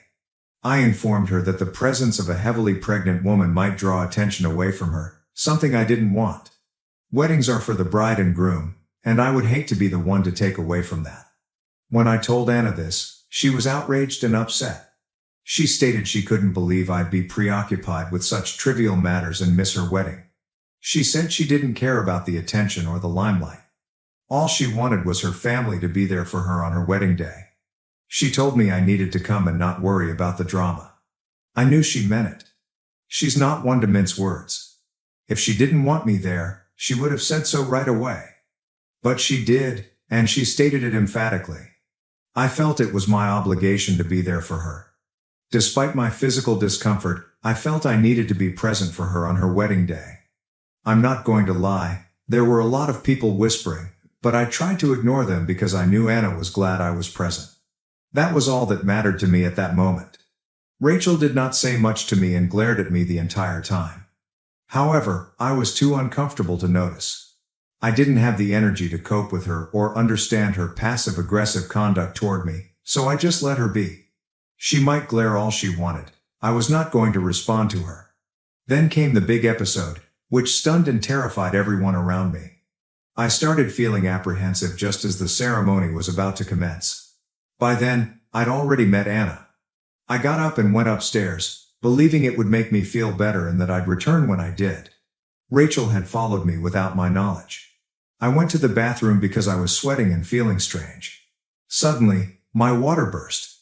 It was a literal flood, and I began to panic because, as much as I adore my daughter, she had picked the worst possible time to arrive. I couldn't think clearly. Thankfully, I noticed my mother-in-law in front of me. By then, I was crouching in agony. She raced to me, and I ordered her to take my phone and call Rick right away because we needed to hurry to the hospital. She helped me up and had me sit in the restroom. I gave her my cell phone. That is when she flipped. She claimed she'd make sure Rick arrived in an hour after the ceremony was complete since she didn't want me to take Anna's attention. I asked her if she was crazy and told her I couldn't take this for an hour. I tried to grab my phone from her, but she locked me inside and took it with her. So there I was, pregnant, with my child actually on the way, sitting on a toilet in a bathroom, without a phone or a spouse. I'm not sure how I didn't suffer a full-blown panic attack. Thank goodness I didn't, since I'm not sure what would have occurred otherwise. I stood up and slowly made my way to the door. I began beating on it. I yelled repeatedly.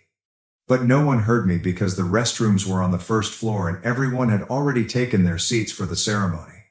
I screamed till my voice faded, but no one came. That was when I truly believed I was going to die, and take my baby with me. I was weary, wet, sweating profusely, and unable to speak. That was the last thing I remembered.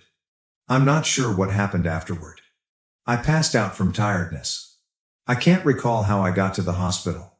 I know I did. A few hours later, I awoke in the hospital, sobbing with Rick by my side. It took me a few moments to figure out where I was and what was going on.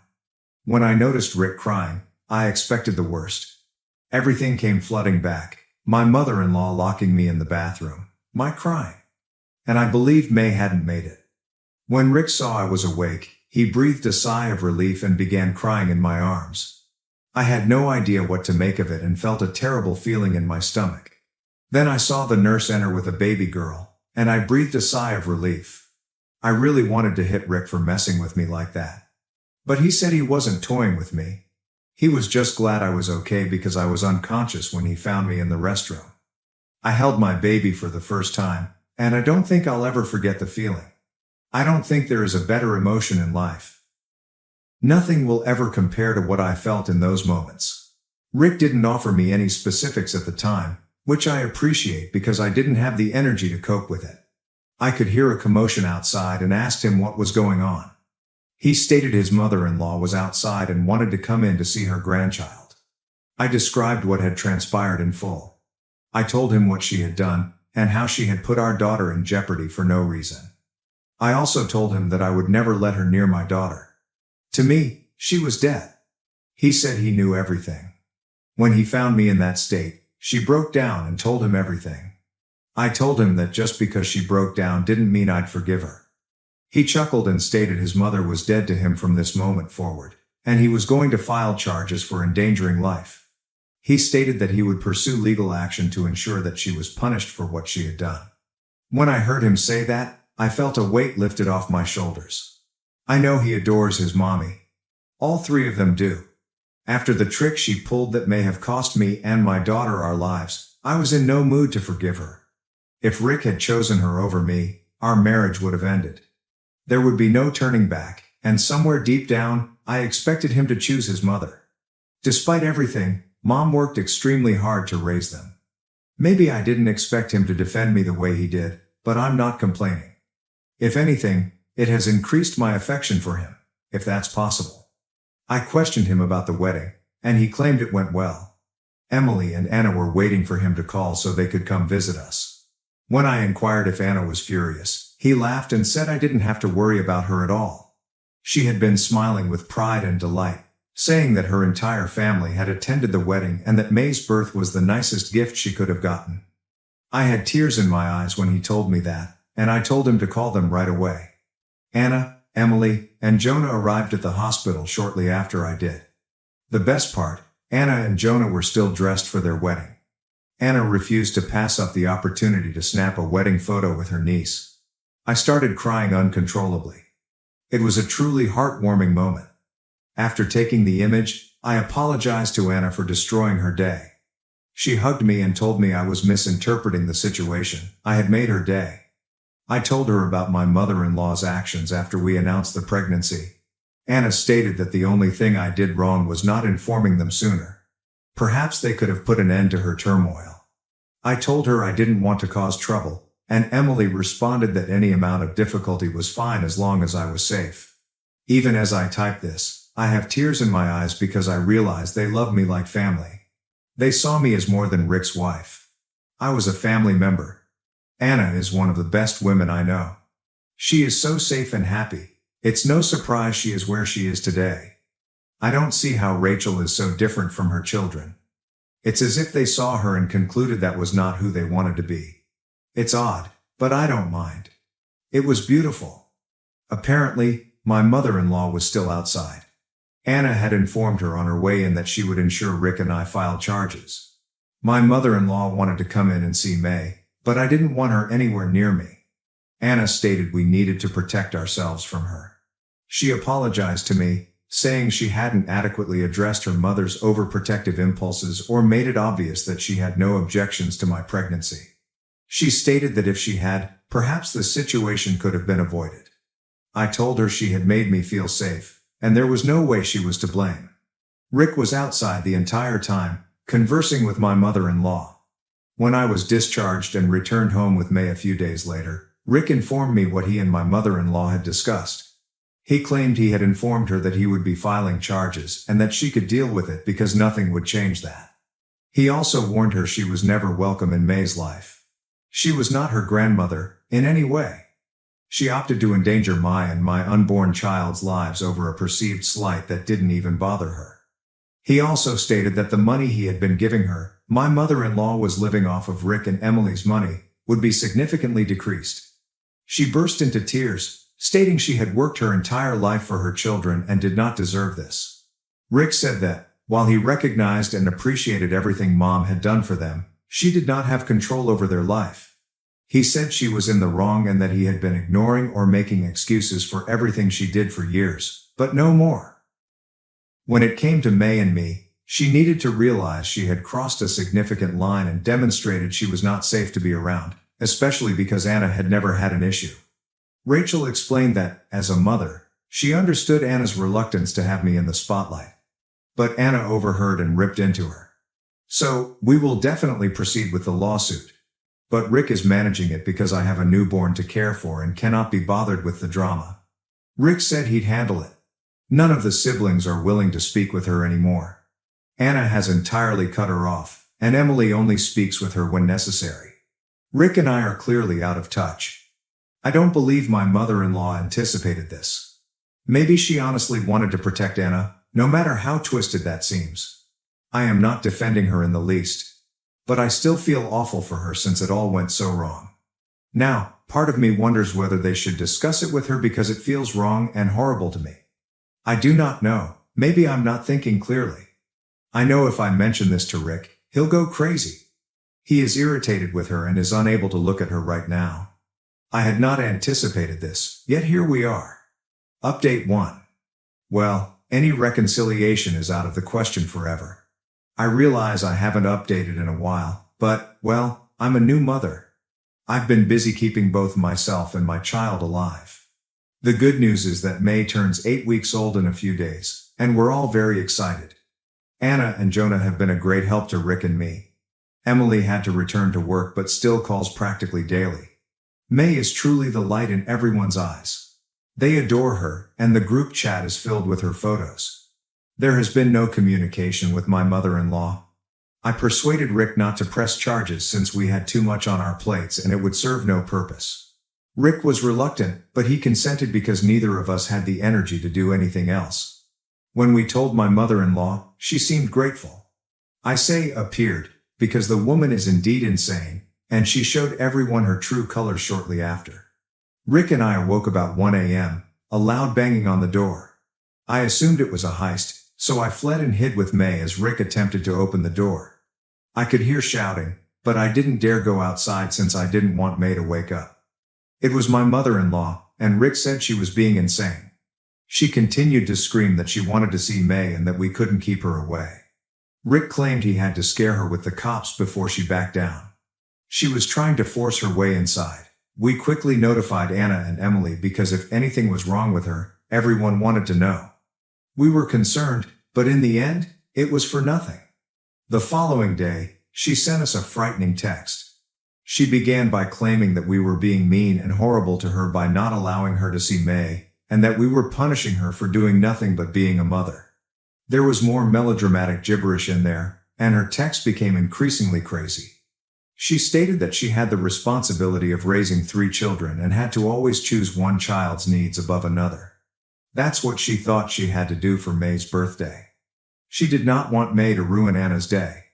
She conveniently forgot that May was a fetus and that Anna herself had stated several times that she had no objections to the pregnancy and wedding taking place concurrently. I still comprehended this section. What she said next startled me. She expressed concern that having May in our lives would make her less valuable to her children.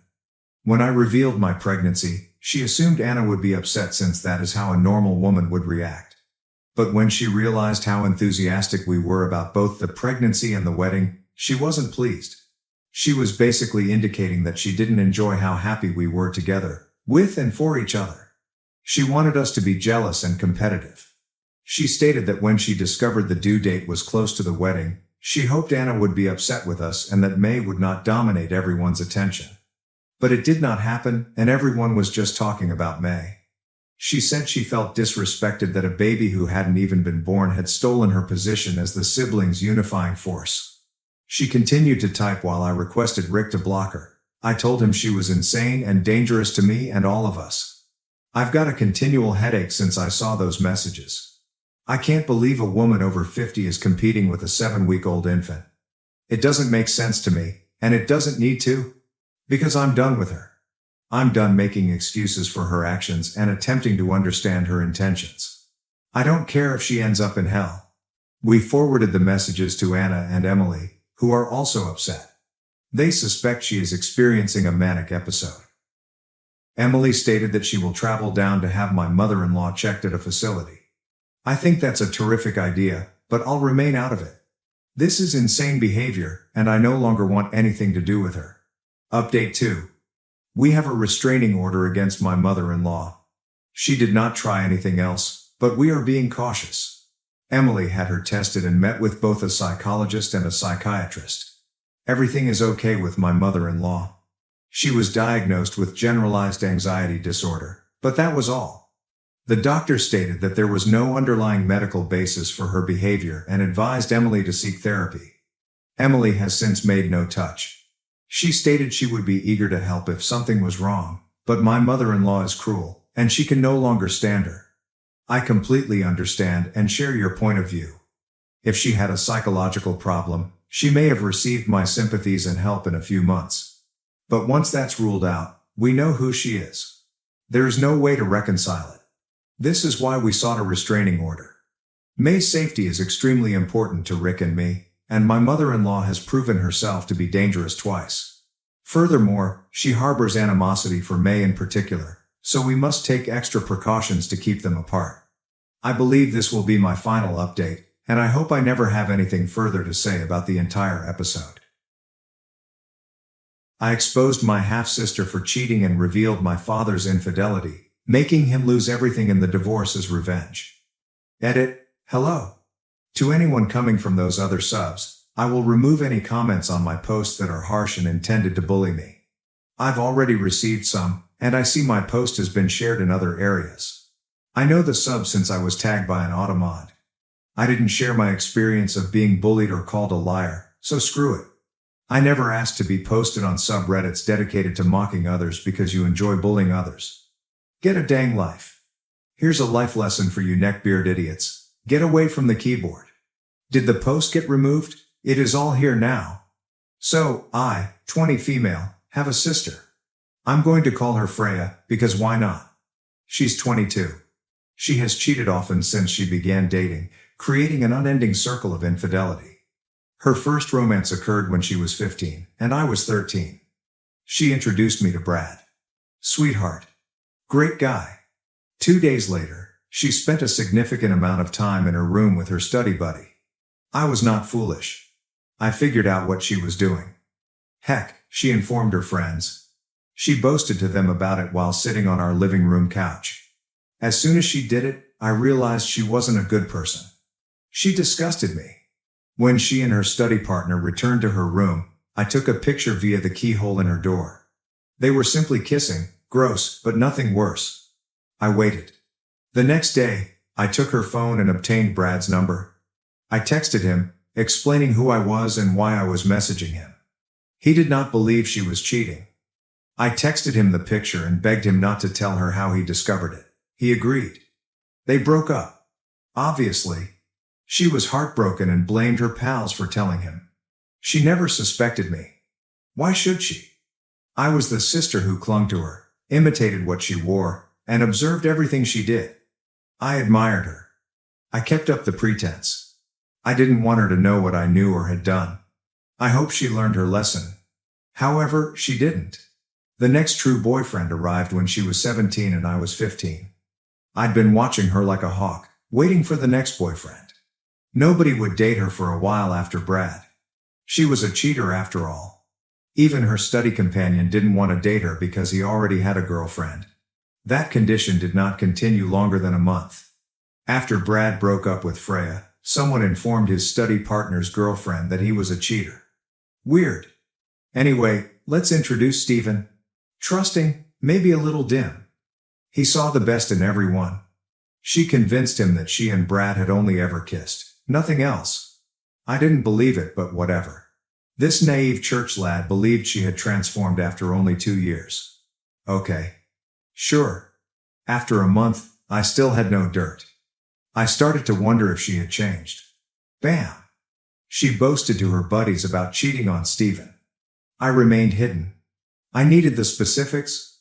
I wish I had documented the confession, but I did not. What I did hear was that she was going to meet her side piece at the park the next afternoon. We were both old enough to leave the house whenever we wanted. All we had to do was tell our mother where we were going. The next day, she stated that she was heading to the mall.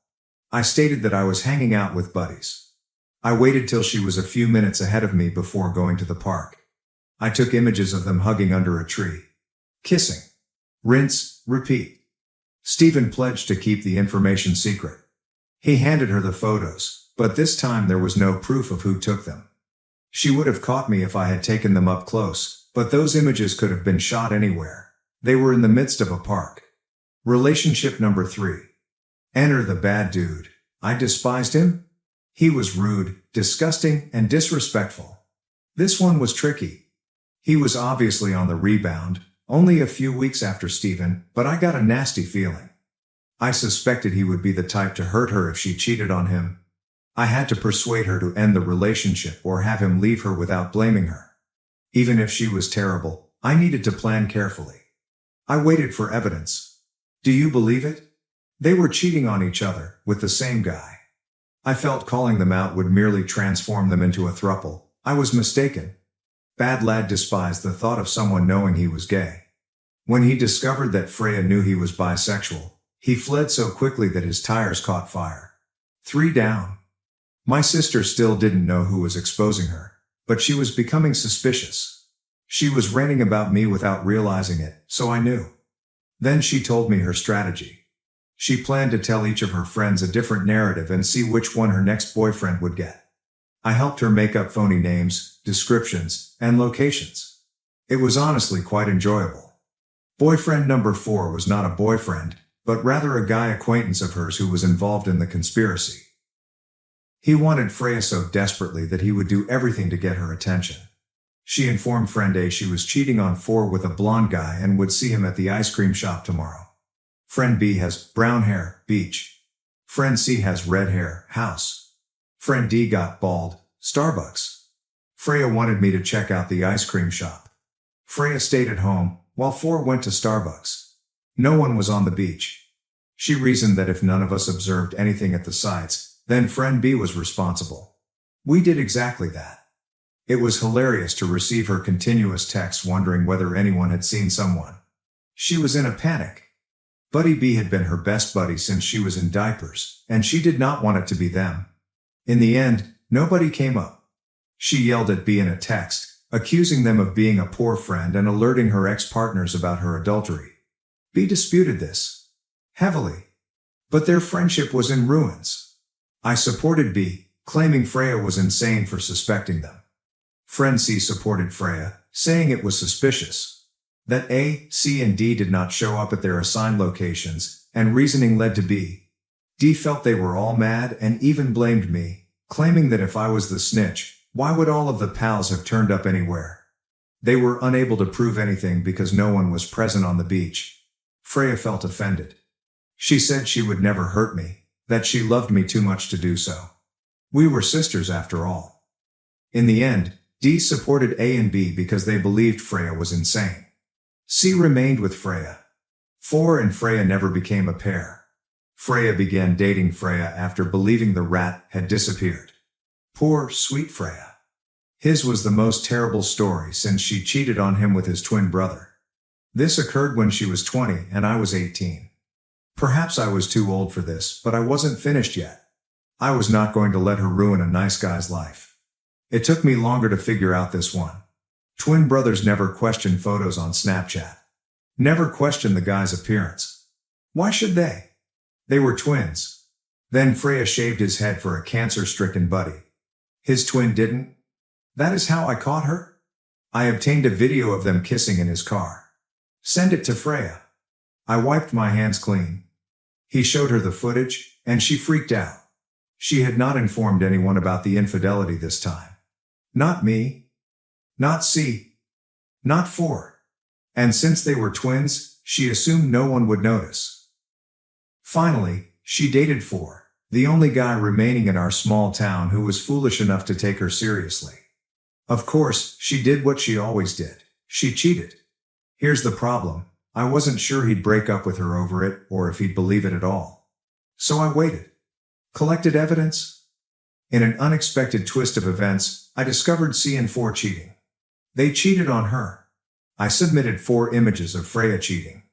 I emailed Freya photos of 4 cheating. It burst. She had no pals. Not one. She'd pushed them all away. And now, everyone in our small town knew she was a cheater. You might be asking why I'm telling this story right now. Why are you destroying my sister like this? I detest her. I've loathed her since I was a child. See, we're only half-sisters. Same father, different mothers? Our father cheated on her mom with my mother. My mother, whom I loved, was crippled. And my father had a superior attorney. When I was 5 years old, he abducted me from her. Legally, I assume. But my mother was only permitted visitation, nothing else. I have to see her once a week, for 1 hour. She was not considered safe to have children. When I got older, I would sneak over to her house after school to spend more time with her. My beloved older sister caught me and informed our father. We returned to court. And as a foolish 8-year-old, I told a judge that I despised my father. That he cheated? That guy was filth. That I wished he didn't know me. It was determined that my mother was isolating me from my father. And my visitation was restricted. I was sent to therapy to fix my feelings toward my father. Now, yes, I understand. She was just 10. But she never apologized. Even when I brought it up years later, she found nothing wrong with her actions. My mother died a year later. My father forbade me from attending her burial. My maternal grandparents attempted to push his hand, went to court. But they were shut down. They were instructed that unless they had proof that my father was a bad dad, they should not waste time. My father's wife forgave him. Not too bright, in my opinion. She reared me with him. And I had my sister, who I despised. I pretended not to. Because the best retribution is best served cold. So, why tell this story now? Because my adorable half-sister uses this subreddit. I don't believe she has ever posted, but she lurks. And I'm moving out. I am going to live with my maternal grandparents. Why now, at 20, rather than at 18? Because today, the final nail in my revenge was driven into the coffin. I left photos all throughout the house. Photos of my father cheating on my stepmother, with several women. All are date-stamped, dating back to when they took me in approximately a week ago. Walmart's photo print service was quite helpful. I only want to destroy my father, and my sister. My stepmother, whom I honestly feel awful for, has a prenuptial agreement. If he cheats on her, he will receive nothing. She owns the home, the autos, the summer house. They have a shared bank account, which he may drain. However, to my understanding, the majority of her money is in a separate account. She's super rich. She was wealthy enough to pay for whatever I needed as a child, and she smiled the entire while. I'm not sure if she ever resented me. But she never revealed it. She treated me exactly like my sister. In addition, I left documentation that my sister was aware of our father's infidelity. Proof that my darling sister knew her mother was being cheated on but said nothing. Chat logs. Vocal recordings. Even physical invoices for presents he purchased to keep her quiet. It is all there. Waiting inside the home. Today, both my sister and father are away for the weekend. My stepmother will arrive home in a few hours. And I'll be gone. Even if Freya sees this 10 seconds after I hit post, she won't be able to clean up the mess in time. Okay, I see a lot of questions concerning the keyhole. To explain, my house is really old. Built by the residents of this town, back when dwellings were made by hand. You would just yell, "Help me build," and I'll buy the beer for the day. Unfortunately, they made several poor style decisions. Every bedroom door has a huge hole beneath the handle shaped like a keyhole. It was integrated into the metal plate connecting to the doorknob. The keyholes had no lock-like function. That house was so old that when we renovated it, we discovered knob and tube wiring. What about the insulation? Newspaper. Old bedsheets, Bible pages were torn, and more. There was also a frightening doll. Other unusual design decisions included what my sister dubbed a Coraline door. It once connected to a barn beside the house. But the barn had been gone for several years. And the real kicker? The basement light switch was in a restroom, not near the basement door. The bathroom light switch was located outside the bathroom. The cloth washer drain is linked to the shower, and when the washer is turned on, the shower bubbles up occasionally. To get rid of it, turn on the shower. In the basement, on the ceiling, there are several jar lids tacked to a piece of board because the previous owners used to nail the lids up and screw the jars in to retain nails, screws, and shattered glass. According to my father, the house is filthy, and strange things make little sense. There were other things I can't recall right now, but you assume the keyhole was more prevalent. It turns out it isn't, which surprises me. Edit. Many of you believe that a wealthy lady should live in a nice home. The house we lived in was purchased while she was pregnant with Freya. My father's grandparents and her great-grandfather were the builders, I believe, maybe not. All I know is that it was his family's home for years. He grew up there, but they lost it and had to relocate. He met and married my stepmother, and they stayed with her parents while searching for a home. He saw his old house for sale and begged my stepmother for it. She agreed on the proviso that they only hire labor when absolutely necessary, as her parents trained her to spend money wisely. They had Freya. He made minor repairs to one of the rooms, but no major renovations occurred at the time because they had a baby and were very busy. When they got me, the only repairs I knew about were that mine and Freya's rooms were cold. He opened the wall to inspect the insulation, which was old newspapers. The plan was for me and Freya to remain in their room while my stepmother and father slept on the couch until it was repaired. While doing this, he discovered the knob and tube wiring. We left the house while an expert repaired the wiring throughout the house. Then he finished insulating. When it comes to antique keyholes, my stepmother felt 3 were adorable. The bathroom was the only one that had been fixed. He removed the old-style handle, replaced it with a lockable one, pushed something into the hole, and plastered or painted over it. I'm not sure. We also tore up the 2 layers of carpet and removed the wallpaper from every room. While doing this in the living room, we discovered the Coraline door, as we named it. My father informed me that there used to be a barn immediately next to the home, and he assumed that was where it led. If you opened it now, you'd find nothing because the barn was gone. They hadn't just left an open hole in the wall, there were around 6 layers of wallpaper covering the door. These repairs and changes were always going on, all my father's work, because it was his paper and he understood what he was doing. I don't remember what happened when I was a kid. Also, you appear to believe that children aged 8 to 10 are stupid and incapable of holding grudges, which is absurd. I believe I mentioned that the revenge began at 13. Sure, the problem began at 8, but I had till 13 to stew and be outraged. No, I did not do this because a 10-year-old made an error. I did it because my sister never realized what she was doing was wrong. She told me I had a better family because of it, that my mother was a whore, and that she did what was best and right. I despise her for never apologizing or acknowledging how much she damaged me. Edit. You want an update? I promised to give one, but things are hectic right now, so please wait. Question. Should I make a new post for the update or just add it here when I believe it's time? I keep seeing folks enter update me. How does this work? Question 2. Someone advised posting this in the Revenge subreddit. I do not want to copy and paste this. Does anyone who reads more than me know how to share the post or something in such subreddits so that more people may appreciate it? Question 3. I notice now that there has been a cross-post. Is that what I asked you about above? If so, how can I see where it has been cross-posted? I've been enjoying reading comments on Reddit and TikTok and don't want to miss out while waiting for things to settle down. Edit. Whoever dared to send Reddit care after me, sucks to be you. I'm already in therapy, and I learned a long time ago that you don't have to notify anyone until the act is completed. So it's too late for a therapist to try to quell the raging fire in your heart. Edit. I believe you will receive an update sometime today. I was going to update immediately, but I received a call from my therapist a few minutes ago, so I now have an appointment. Is it possible that this is because the video was shared on TikTok? Is there any dread in it? Or is this a coincidence? Update.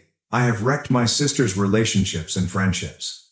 Now I'm tearing apart her family. Am I pleased about it? Okay, hi everyone, you all requested an update. The original is growing too long, so I'm writing a second post on it. I'll start with my stepmother's reaction. Around the time she would have arrived home, I sat in front of my phone, waiting like a child on Christmas. To my disappointment, all I received was a text message. It said, tomorrow. Lunch, favorite pizza place. It didn't say the exact name, but you get the idea. That was all. I wondered whether she was going to take my life. After some discussion with my companions, I left. Dumb? Possibly. Am I still alive? You could say that. So I met my stepmother at my favorite pizza shop. We ordered, and she smiled at me. It was sort of creepy. She inquired if I understood why she had invited me out. My response was obviously idiotic, but I said, to murder me? She laughed, shook her head, and told me she had spent too much time keeping my dumb buttocks alive to kill me now. She said she invited me since she no longer has a need to keep my father's secrets from me. I, the theatrical dung beetle, asked for information. She provided. I still do not like her, but damn. She inquired whether I knew how my parents met. Obviously, I said no. She said that her cousin, Annie, was hosting a party for her friends and family. Adrian was acquainted with my mom, but she had never met my stepmother or father. My mother was born blind but enjoyed parties anyhow. There was alcohol there, but my mother simply drank pop in a glass with ice. My mother departed early because she didn't want to be away from Freya for too long, while my father stayed. Adrian presented my father and mother. Adrian had no reason to believe anything would occur. Adrian had already become intoxicated. Adrian, according to my stepmother, is unaware of what transpired next. She wasn't sure if my father had brought my mother a fresh cup with something other than pop, if he had dropped something in her drink, or if she had taken the wrong cup. Adrian glanced over and noticed my mother wobbling. In Sam's drunken view, my mother was plainly inebriated. There were a lot of cups on the table, so Adrian imagined Mom had grabbed the wrong cup too often. She brought my mother upstairs to sleep it off. That was the last time she saw my mother that night, though she did see my father a few times. Adrian continued to hang out with my mother, and one day, she revealed that she was pregnant. At the time, my mother was single. Adrian did some mental math and blew out, asking my mother a lot of questions, but my mother laughed it off, claiming she became pregnant after a one-night stand, not at the party. Adrian agreed hesitantly. Adrian cared for both me and Freya when I was born. Her red flags went up again when she saw us side by side, so she took a DNA test, one with me and one with Adrian, figuring that if it was a family member, we would be a slight match. We were not a good match, and she was relieved. Adrian babysat for us again when I was 3 and Freya was 5. According to my stepmother, Adrian couldn't stop staring at us and conducted another test on me and Freya. She received the results, and her heart fell. Freya and I were a match.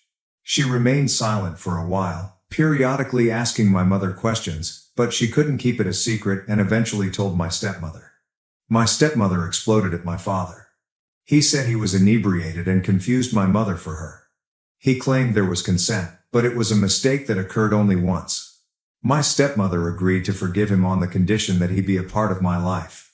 She expected him to concede that my mother would not want to be near him, but he and my mother settled in court. My stepmother expressed her dissatisfaction with this, but she accepted it. When I became increasingly alienated from my father, she handed him money for family therapy and play dates. He used this money, plus his own, to hire a lawyer and essentially take me. She couldn't stop him once she knew what he had done. She continued to have little to no interest in me and refused to become involved. My mother died, and she understood something. If she left him now, she would be leaving me with an imbecile who would most likely sell me for a pair of shoes. If she left, she could take Freya, but she had no claim to me, and I never allowed her to adopt me. That was not helping. She attempted to assist my grandparents in fighting for me, but they were silenced. She decided she'd put up with him to protect me. Her words. I don't know if this is real. She claimed she didn't care now that I knew the truth. She was divorcing him and wouldn't have to think about him anymore. I asked her about Freya, and she shrugged, saying her daughter resembles her father too much for her liking. She planned to give Freya a couple options for addressing the issues she observed in her, such as therapy or cutting off contact with her father. But she was going to steal everything from my father, because the prenuptial agreement they signed stated that the cheater gets nothing but the clothing on their back. This is just what I wanted. We left it there. She held me and apologized for not being better, for making so many mistakes, and for making me dislike both her and Freya. She said that if I needed anything, I should let her know. I'm starting to believe I misjudged her. I don't know yet, though. We parted ways, and I returned home.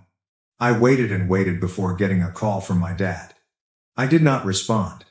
He texted me, stating I was a terrible daughter, that he wanted me out of his house, LOL, and that he never wanted to see me again. He said I destroyed his marriage for a deceased lady he barely knew. He was furious about it, but I texted him back and told him that he had years to stop cheating on my stepmother and not let me catch him. He could have lived the picture-perfect life he believed he deserved. On my mother's behalf, I also used some strong language toward him. Next up came Freya. She did, in fact, locate the post. And did they apologize? Not. She texted me paragraph after paragraph, calling me a manipulative boonies and claiming I spent my life lying to her face about a mistake she made when she was 10. That she did not have to apologize or feel awful. That I should have enjoyed being a member of a new rich family. That I did not need to notify her mother about her father's bribery or her dishonesty. During the discussion, I told my stepmother that it was my fault that she gave Freya the ultimatum to go to therapy, break off contact with Dad, or find another place to live. I merely replied with a laughing emoji and blocked both her and my father. That was all yesterday. It doesn't end there. As some of you know, my therapist phoned me this morning. He inquired whether I had time to meet today. I did, and so I met with him. When I stepped in, he turned his laptop towards me and showed me a TikTok video about me. He questioned, "Is this you?" I couldn't stop laughing. He only shook his head, saying he had a lot more work to do than he expected, but he was smiling. I noticed the smile. He just didn't want to tell me that he felt my retribution was fantastic. I know it. We talked briefly about the problem and how far it was. I disagree, but whatever. I left. Later, my stepmother called and begged for assistance with something. I went to her residence out of curiosity. She told me that her lawyer recommended her to allow Dad time yesterday to come get his belongings and leave. He gathered what he could, and today we were going to make a campfire. I questioned if this was lawyer approved, and she shrugged, stating it was her property regardless. Dad didn't buy any of it and probably couldn't afford a lawyer to fight her. So we tossed a lot of stuff in a mound and let it burn. It was kind of fun. She summoned Auntie Adrienne over, who cried and held me because she felt guilty about not telling me. But she despised my father and refused to be near him. I showed my stepmother the text from Freya, and she called Freya, telling her she had only herself to blame. She told her not to blame me since she couldn't stop chasing nice guys away. If she wanted to stay with a wonderful guy, she should stop acting like her unfaithful mess of a father. She informed Freya she had a week to make her decision. She's an adult, and my stepmother can leave her whenever she wants. Then she hung up. My stepmother, Auntie Sam, and I ordered pizza. My stepmother's father called to find out what was going on and why Freya had shown up at their house crying. My stepmother went inside. I'm not sure what she said, but she walked out looking smug and told me not to worry about Freya because he was no longer my concern. I brushed it off and replied, "Whatever. Anyway, the day isn't finished yet, but I've blocked Freya and Dad." My maternal grandparents have confirmed that after my mother died, my stepmother was ready to slip them money to hire a lawyer and fight for me. I confronted her about not assisting them when Mom was alive, but she maintains that she was unaware my father was bringing them to court the second time until it was too late. She also expressed reluctance to contact my mother after assisting in the kidnapping. My stepmother's parents have also advised me not to worry about my father and Luca. If they do anything further after this, they will wish they had licked their wounds and moved on. I'm not sure what my stepmother's parents told Luca, but they appear to be strongly opposed to cheating of any type and believe Freya should do as my stepmother advised. Cut off Dad, seek therapy, and apologize to me. That, I believe, concludes things. It was chaotic for a while, but I'm getting on with my life, washing my hands of Freya and Dad. My stepmother said she entirely understands if I don't want anything to do with her. She said she made a lot of mistakes when I was younger, but she still wants to help me with expenditures and other things. In any case, everyone in my small town is aware of what they have done. Some individuals in my town, not just my therapist, discovered the post, and drama travels quickly. Apparently, I also own it. When people ask me about it, I tell them because I want them to understand what they did to me. I don't believe my stepmother is facing much blowback. She delivered all of the images I printed off to her lawyer, who laughed at the pile and claimed that my mere existence was enough proof for the divorce, but the pile didn't matter. Especially since I wrote dates on many of the photos, some of which were extremely recent. I don't believe this is as nice as the previous post because I never expected to make an update. I kind of just wrote it as it happened. I hope this calms down the drama fans in the comments. If anything more happens, I will probably post it here. There will not be any further updates. Mocked for my weight, I transformed with confidence. When I returned, my family grew jealous and tried to bring me down. Growing up, I was always an overweight child. I've always been bigger than the majority of the other kindergarten students. While my peers were still figuring out what made them distinctive, my size had already stood out. As I grew older, the weight I carried became more visible. By high school, I was indisputably overweight, and my shape and girth served as a continuous reminder of my differences. College was not much different.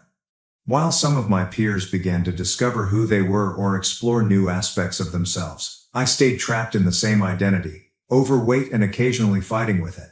It wasn't easy being the bigger kid. It exposed me to continual ridicule, mockery, and nasty comments from people who didn't know or cared to understand me. Growing up, I was bullied more than I'd want to recall.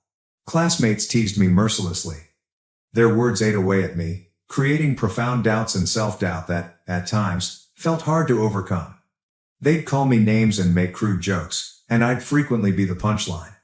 I was always singled out, as if I were somehow unworthy of affection or companionship. I was continually excluded from games, parties, and gatherings. It felt like I was always on the outside, watching everyone else go through the regular ups and downs of childhood and adolescence from a distance I couldn't reach. These years of bullying influenced how I perceived myself and responded to the world. I felt out of place with others, so I sought sanctuary in books. I lost myself in literature and stories that helped me escape my daily troubles. Books did not judge me. They did not ridicule me. I became known as the nerd, and I didn't like it all that much. My younger sister, Bonnie, was radically different from me. She was only a year younger than me and possessed an effortless charisma that drew others to her. Bonnie thrived in social situations, whereas I was shy and reserved. She had a magnetic personality. She could come into a room and immediately have everyone smiling, laughing, and absolutely fascinated by her. Bonnie didn't just make friends easily. She seemed to have an intrinsic ability to persuade people to support her, almost as if she were the sun around which everyone gravitated. Regardless of our differences, I adored her. I took my job as her older sister seriously, feeling fiercely protective whenever she needed it. When she began attending the same high school as mine, I was overjoyed. Initially, being Bonnie's older sister made me feel proud, as if I had a particular place in her life. However, as she grew older, things began to alter. As Bonnie settled into high school and began to create her own personality, I saw a difference in how she perceived me. She began to see how different we were, and how differently we were treated. Whereas I was the bookish, quiet kind, she was vivacious and popular, someone who rapidly established herself among the cool circle. I observed as she became aware of my peculiarities and insecurities, which others considered uncool. Bonnie began to distance herself from me as she found new pals. She would then try to actively ignore or avoid me in school. That hurt. It genuinely pained me that my own sibling saw me as inferior. Nonetheless, I did my best to accept her decision, to give her the space she appeared to need, even if it hurt to think I was losing not only my sister, but also a friend. Bonnie gradually stopped ignoring me and began interacting with people who made me feel like an outcast. If Bonnie and I met in the corridors or at lunch, she and her pals would take advantage of any opportunity to embarrass me. They'd taunt me in front of other students or, worse, try to trip me as I passed past with my lunch tray, just to make everyone laugh. It seemed like I was losing her, not only to new people, but to the same mocking and nasty conduct I'd had to put up with for so long. I was always on guard, attempting to avoid not just my peers' criticism but also the humiliation inflicted by my own sister. It hurt a lot, especially because it came from someone I had always admired and looked up to. When Bonnie invited her pals over, they would try to gang up on me at home. They would rush into my room without knocking, then laugh and gesture to my body. They'd fling insults like geek and fatty at me like they were nothing. I'd feel like a zoo animal, as if I were there to entertain them. When they entered my personal space in my room, I felt small and alone, as if I were an alien in my own home. I tried talking to my parents about it several times, hoping they would realize how tough it was for me to deal with Bonnie's conduct. But every time I brought it up, they dismissed my worries. They'd smile and defend her actions, claiming that this was how siblings related, and that Bonnie was merely playing with me. They told me it was harmless, even suggesting that I loosen up and stop taking everyone's taunts so seriously. They told me that I was older and should be more patient and resilient. So, not only did I face years of bullying from my peers, including my own sister, but my concerns were repeatedly rejected by my parents. It made me feel isolated, as if no one in my own family realized or understood how deeply it hurt. The only time I ever felt properly noticed by our parents was when I received my grades. Academics had always come effortlessly to me, and I became accustomed to receiving high grades. In a way, it was the one area where I felt superior to everyone else. It was also the one way I could make my parents proud. The one part of my life that they appeared to actually care about. My parents enjoyed bragging about my accomplishments to friends and family, portraying me as the family scholar, as if my grades were evidence of their parenting prowess. But Bonnie detested the analogies. She was not an academic overachiever, nor did she want to be, but our parents' repeated reminders of my accomplishments made her resentful. They put my grades up as an example, meaning that she needed to do the same. I could always sense her annoyance and rage, which I assume is why she did what she did to me. Bonnie would occasionally attempt to destroy my hard work in order to get back at me. She'd sneak into my room in the middle of the night and take my homework. Sometimes, shortly before a large task was due, I'd wake up in the morning to find my meticulously finished work gone. Panic would set in, and I'd feverishly hunt through my books, papers, and files, becoming increasingly anxious with each passing minute. And there she'd be, smirking, watching me from the doorway, relishing every moment of my anxiety. To her, it was a minor win, a way to bring me down a peg and remind me that I wasn't invincible. She understood how important my grades were to me, how much of my self-worth I had invested in them, and she enjoyed disturbing that aspect of my life. I only out about her stealing my assignments years later, when she drunkenly admitted one evening, "My friendship with Bonnie has grown softer over time.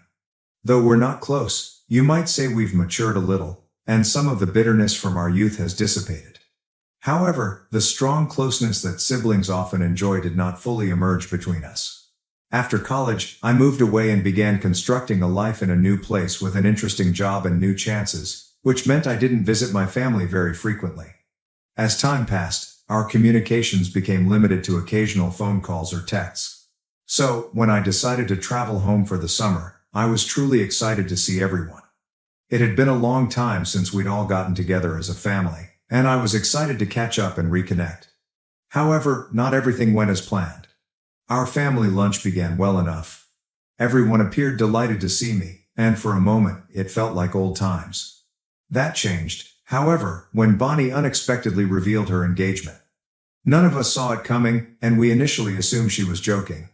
However, it became evident that she was serious.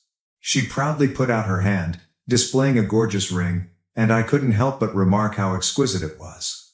I was genuinely happy for her, delighted that she'd finally met someone she loved and who loved her back. Almost as soon as the congratulations subsided, Bonnie turned to me and inquired about my recent activities. I told her about my profession, my life, and how rewarding things had been for me. Before I could finish, she cut me off. "I can't help but say this," she started, smirking. "But why are you still fat? I mean, if your life is really that great, shouldn't you have lost weight by now?" Her remarks hit me like a slap, reawakening old insecurities I thought I had overcome. The room became uncomfortably silent, and I could feel everyone's gaze on me, waiting to see how I would respond. I merely shrugged and tried to laugh awkwardly at her comment. But my parents immediately joined in to criticize me. They began talking about how I was still obese and unmarried, and how they were concerned that I would never have children. I felt so mortified hearing them talk like that. My successes, the profession I was proud of, the life I had made on my own in another city, none of it seemed to matter to them. They were just concerned with my weight and the fact that I did not have my own family. As my parents and sister continued to talk about me, their comments wounded deeper than I imagined. I'd spent years of my life finally coming into my own, gaining confidence and independence, yet at those moments, I felt like the same nervous, awkward teenager I'd always been, desperate for my family's acceptance. My parents then applauded Bonnie for getting engaged before me and expressed their pride in her. To them, I was the inferior child, successful but not quite enough. What was supposed to be a happy family reunion had swiftly turned into a heartbreaking reminder of old scars. At that point, I felt more like an outsider than ever. Bonnie did not stop. She continued to ask probing questions. "So, when are you getting married? I mean, do you even have a boyfriend?"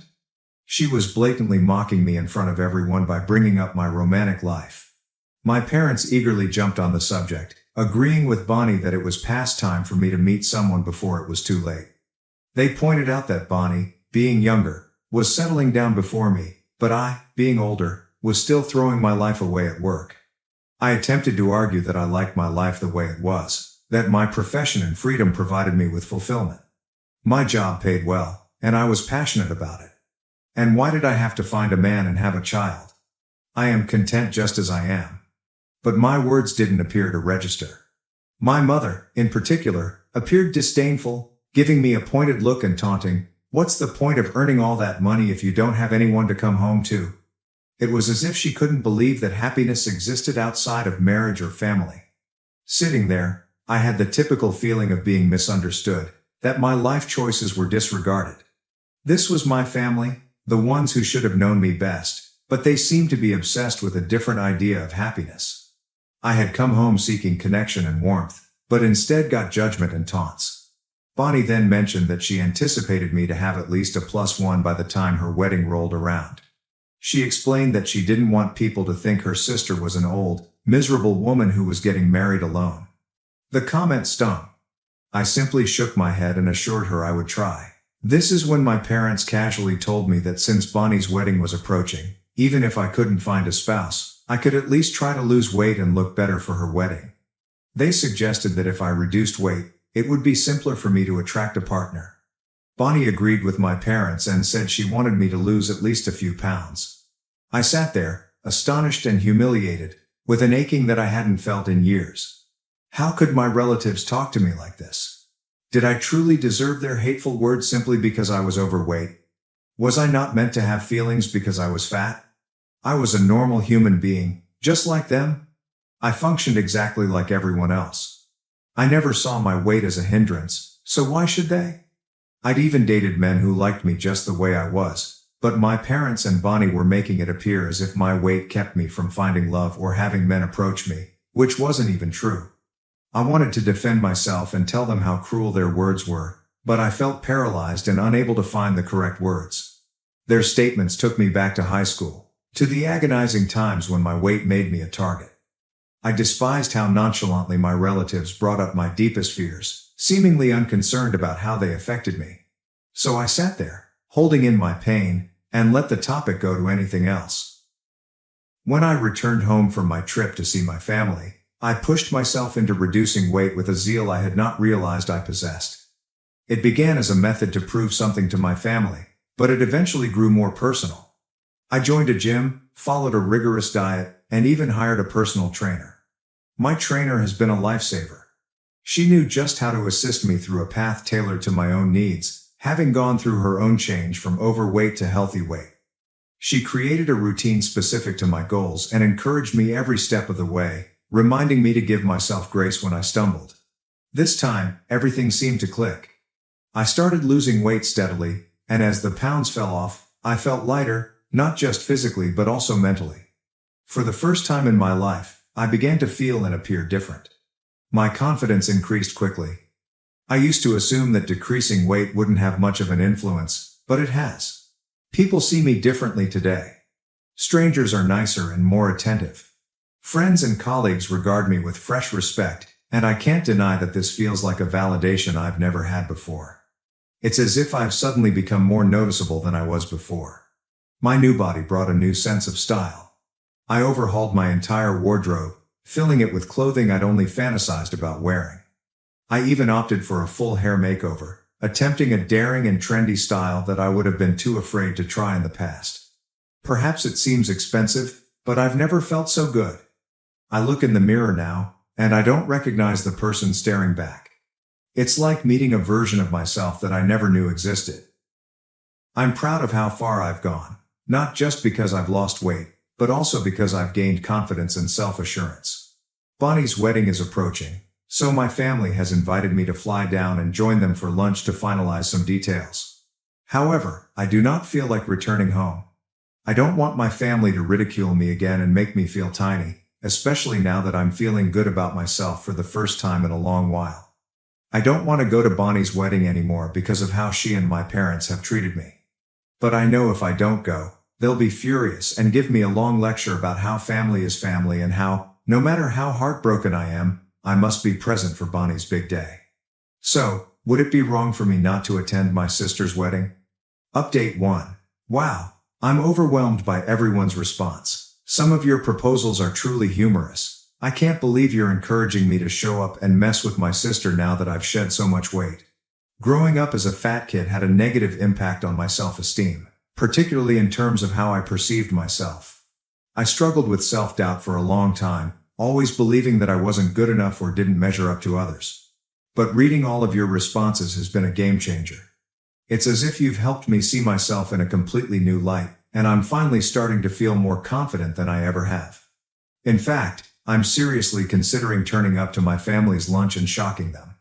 They haven't seen me in a long time, and since I don't use social media, they have no idea how much weight I've dropped. It will be interesting to witness their reactions.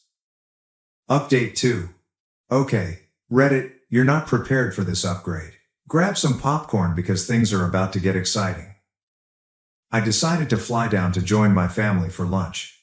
I assumed that when they saw me, they would be happy with the transformation I had undergone, because after all, they had been the ones who pushed me toward it in the first place. Surely, they'd be overjoyed to see the positive improvements in me and finally recognize the effort I'd put in.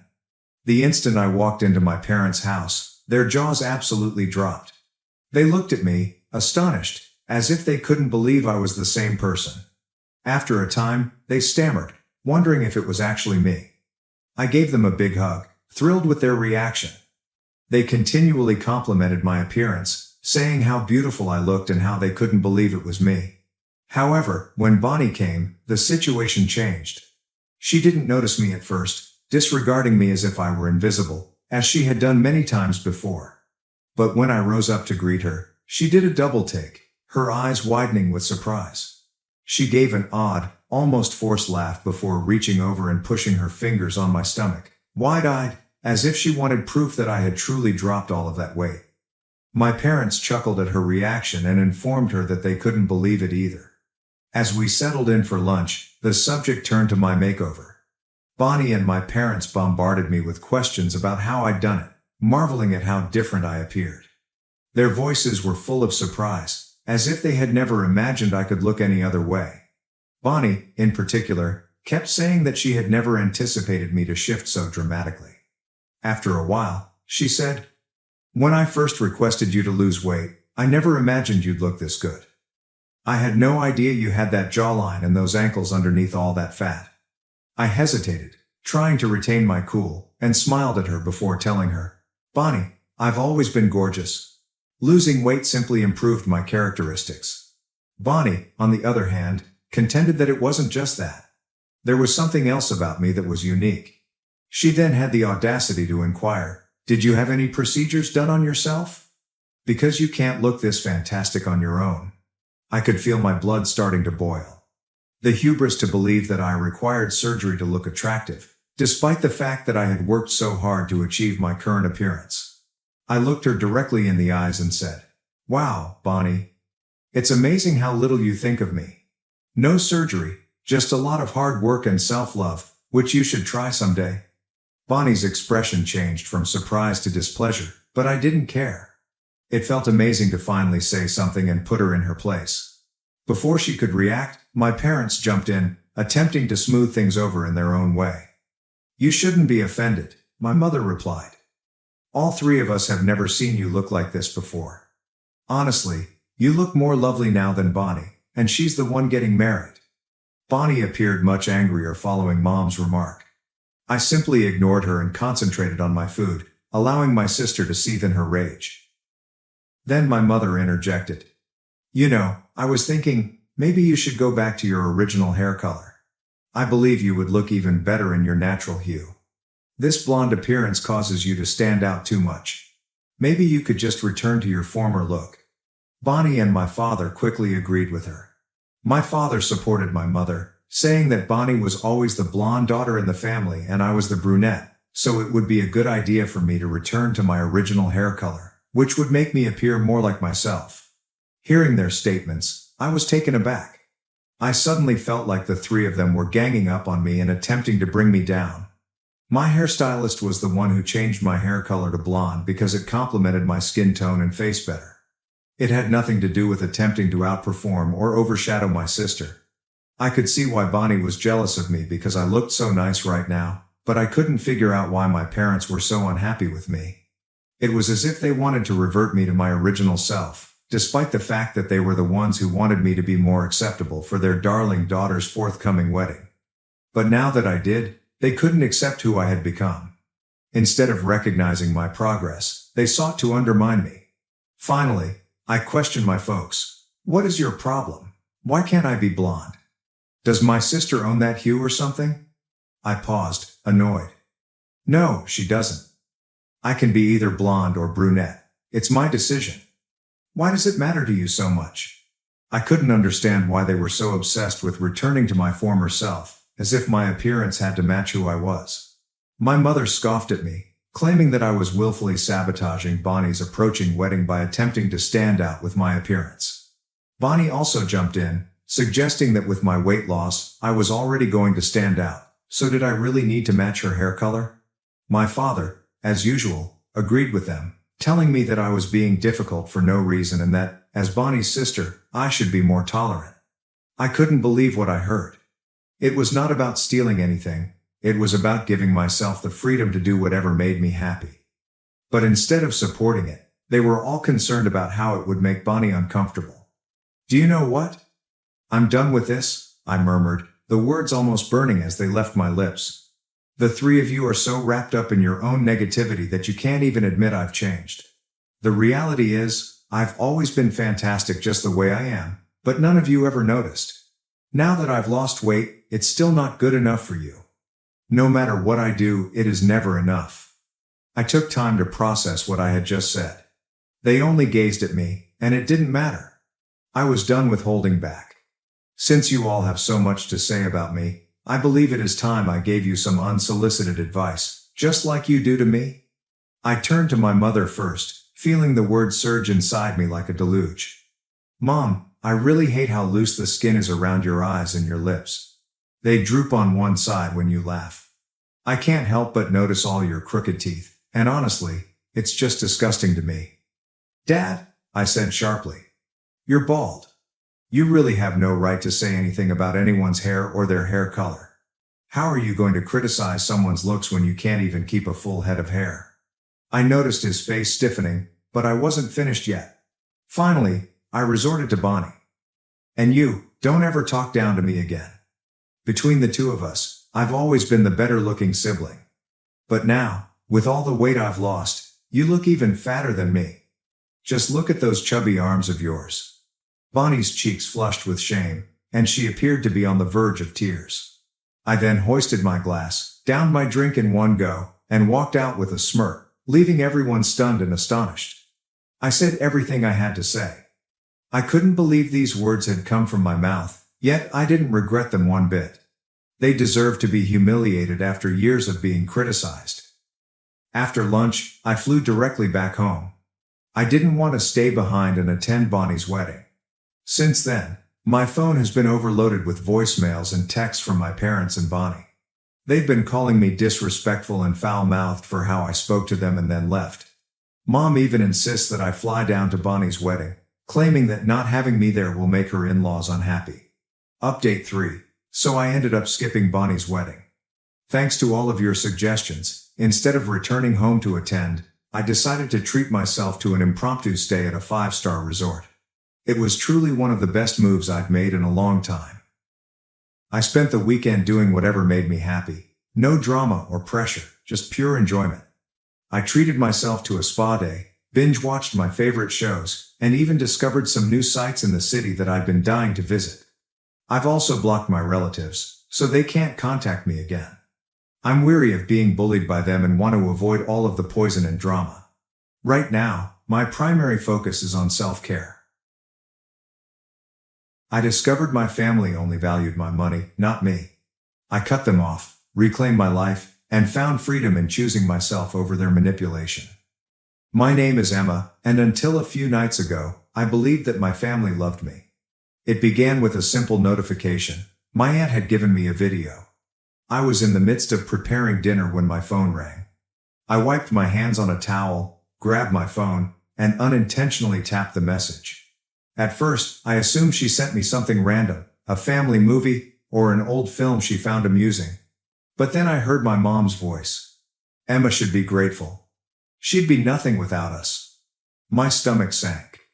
The video looked unsteady, as if someone had laid their phone down without realizing it was recording, but the voices were perfectly audible.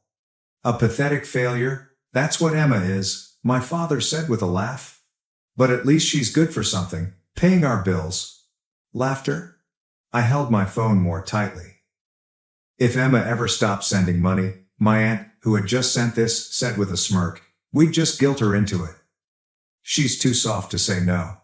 My entire body became numb. Emma. This is my name. They weren't discussing a hypothetical person. They were not fooling around. They were talking about me. I had been assisting them for years, paying their rent, covering their debts, and spending my own funds to ensure they never struggled in the same manner I did. And is this what they truly thought of me? I was still stuck, my thumb hanging over the screen, when the video abruptly disappeared. This message has been unsent. I gazed at the notification. My aunt realized her error. She must have panicked and deleted the video, assuming I hadn't noticed. I should have challenged her. Should have called her out. I should have told them I knew everything. But instead, I put down my phone and pretended I hadn't seen it. And that's when I determined I wouldn't react. Not yet. I had a plan. I sat for what seemed like hours, staring at my phone. The words echoed in my thoughts. Emma should be grateful. A pathetic failure. She's too soft to say no. I wanted to believe there was a misunderstanding. Perhaps they were joking. Perhaps I was missing some context. But deep inside I knew better. I knew the truth. They intended every word. And the worst part. They were not wrong about one thing. I was too soft to say no. How many times had they guilted me into assisting them? How many times have I put my own life on hold to ensure they got what they required? My father's temporary financial difficulties developed into me paying rent for years. My brother's tuition, he didn't even complete college. My mother's incessant emergencies, always neatly timed when I had just been paid. And I had done everything without hesitation. Because that's what families are meant to do, right? I had spent years convincing myself that I was doing the correct thing. They appreciated me. They said they loved me. But that one video shattered every fantasy I had left. And now they believed they had gotten away with it. My aunt had unsent the message, perhaps breathing a sigh of relief that I hadn't noticed it. Perhaps she even reassured everyone. Don't worry, Emma didn't watch it. They assumed I was still in the dark. That was my advantage. I could have texted her right there. Could have confronted her. I told her I had seen everything. But what would that accomplish? They'd simply deny it. Make excuses. Twist the circumstances so that I feel guilty. I'd let them assume I was still their dutiful little financial account, for the time being. The next payment was due in a few days. And this time, things would be different. The next morning, I awoke to my normal routine, but everything felt different. The sun still shone through my drapes. My coffee brewed just as it usually did. But there was this awareness in the back of my mind, as if I was observing my life from a new perspective. My phone vibrated. A message from my mother. Mom. Morning, sweetie, just checking in. I hope you're doing well. I stared at the message. It was usual, too normal. She never texted me simply to check in. There was always a cause, and a request was hidden somewhere. And just a few minutes later. Mom. Oh, by the way, the rent is due soon. Can you send it by Friday? There it was. The same cycle. The same motif. But this time, I was not going to play along. I typed a response with my fingertips hovering over the keyboard. My typical response would be something like of course, or no issue. Maybe I'd even apologize for taking so long, just so they didn't feel inconvenienced. Not this time. I deleted everything and simply responded, I can't this month. Before sending the message, I glanced at it for a few seconds. I set down my phone and waited. 1 minute. 2 minutes. Buzz. Mom. What do you mean, you can't? I could see the displeasure on the television. I'd never said no before. I didn't answer immediately. Instead, I took a sip of my coffee, leaving her to stew in her bewilderment. A couple more messages arrived. Mom. Emma, this is serious? We are counting on you. You know we don't have any other options right now. Another buzz. This time it's from my aunt. Aunt. Hello, honey. Your mother is freaking out. Is everything okay? I nearly laughed. Is everything okay?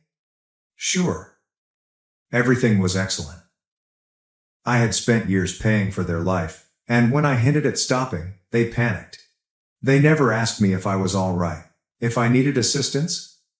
It never was about me. It had never been. I took a deep breath and responded, Me. I've had some unexpected bills this month. I cannot send anything. Sorry. That was it. There's no explanation, no apologies. And then I waited. What happened next revealed all I needed to know. The silence was terrible. For the first time in years, I had declined. They didn't know how to manage it. I stared at my phone, watching the 3 small dots appear and disappear. Over and over. My mom was typing. Stopping. Typing again. I envisioned her sitting there, fuming, trying to figure out the best way to persuade me to change my decision. Finally, her response got through. Mom. Emma, what do you mean by unexpected expenses? Is there anything more essential than your family? There it was. Guilt trip. They had always employed the same technique. I didn't respond. I simply let the message sit there. Less than 1 minute later. Mom. You know your brother doesn't have a way to pay his rent. If he's kicked out, that's on you. Ah. The brother card. Classic. Then another message. Mom. Emma, we raised you. We cared for you when you had nothing. Is this how you're repaying us? I gritted my jaw and tightened my fingers around my phone. When I had nothing? They never cared for me. I put myself through school. I worked 3 jobs to get out of that house. And as soon as I got money, they hung on to me like leeches, sucking me dry. They grabbed everything, so I had nothing. My phone vibrated again. Aunt. Emma, dear, do not do this. We are family. Your mother is merely upset. You know how she gets. Simply send the rent, and everything will be okay. Everything will be okay. Who is it fine for? I put down my phone, my heart hammering. I needed a second to breathe and ponder. I strolled to the kitchen, poured myself a glass of water, and took a slow sip while looking at the clock on the wall. I could feel something shifting within me. For years, I had been afraid of this moment. I was afraid that if I stopped paying, they would detest me. They would cut me off. They would turn their back on me. But now I know the truth. They've never loved me. They adored what I could offer them. And the moment that ceased, they would reveal who they were. Buzz. I strolled back to my phone and picked it up with firm hands. This time, the communication came from my father. Dad. Emma, I'm not sure what has gotten into you, but this is unacceptable. You are being selfish. This family needs you, and you're behaving like an entitled brat. Grow up and do the right thing. There it was. The final mask slips. No more faking kindness. No more pretending to care, just demands. I stared at the words, my heart racing in my ears. Then another notification came up. A voice message. From my aunt. My hands trembled as I paused, my thumb lingering above the play button. Something told me this would change everything. I hesitated for a long time, staring at the small play button on the screen. A voice message. From Aunt D. My heart beat against my ribcage. She was not the type to send voice messages. If she had something to say, she usually sugar-coated it in text, passive-aggressive with just enough phony sweetness to make me feel bad. But this was different. Slowly, I pressed play. Her voice came through, harsh and impatient. Aunt. Listen, Emma. I'm not sure what game you're playing, but this isn't humorous. Your mother is losing her sanity. Your father is upset. And honestly, I do not blame them. You have always been a little ungrateful. But this is quite selfish. I felt my gut clench, but I forced myself to continue listening. Aunt. You have a wonderful job, right? You earn more than any of us. You don't even need the money. Meanwhile, your family is struggling. So what? Did you just wake up one day and realize you don't care? A bitter laugh. You owe them, Emma. After all they've done for you. Following all the sacrifices they made. They gave you life. Now you're going to walk away? Pretend they do not exist. What kind of a daughter would do that? She breathed forcefully, and for a moment I believed she was finished. But then, Aunt, you know what? Her tone altered, becoming colder now. If you truly want to be that kind of person, that's fine. But do not expect them to forgive you. Don't expect to come crawling back once you discover how much you rely on them. Because when you pass this line, there's no going back. The message terminated. Silence. I let the words sink, my thumb hovering over the replay button. My ears rang, and my hands were numb. I should have been afraid. I should have panicked. I should have been hurrying to make things right, to correct this, to apologize. But instead, I felt relaxed. More than that, I felt free. Because she'd just verified everything. They did not love me. They did not respect me. They did not even recognize me as a person. They regarded me as nothing more than a financial account. A moving, breathing ATM. And the instant I stopped distributing money, I was nothing. And if that was the case, perhaps it was time to become nothing to them. Buzz. Another communication from my mom. Mom. This is your last opportunity, Emma. Send the rent. I stared at the message for a very long time. Then, without hesitation, I blocked her. I blocked my father, I blocked my aunt. And suddenly, for the first time in years, I was free. Or so I thought. Because the next day, my brother arrived at my home. The knock at my door sent shivers down my spine. It was early. It's too early. The sun was barely peeking over the horizon at this early hour, when most people were still sleeping. For a second, I considered ignoring it. Perhaps it was a neighbor. Perhaps there was a parcel. Maybe it wasn't what I thought it was. Then, another knock. This time, it was louder. Become more insistent. I took a slow breath, braced myself and walked to the door. My fingers paused on the handle, and my heart pounded in my chest. And then I opened it. There he was. My brother. His face contorted between fury and desperation, and his clothes wrinkled as if he hadn't slept. God's eyes. Bloodshot. Wild. Are you serious, Emma? His voice was as cutting as a sword shoved against my skin. What the hell is wrong with you? I blinked and kept my expression neutral. Good morning to you too.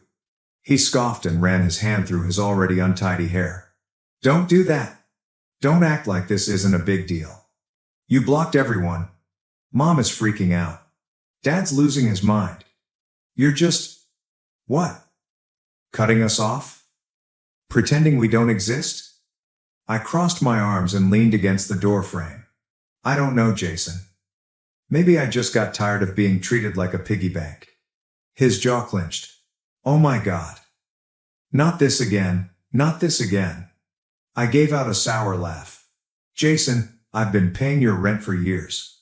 I've covered your bills, your food, even your stupid gym membership. And the one time I say no? The one time I set a boundary?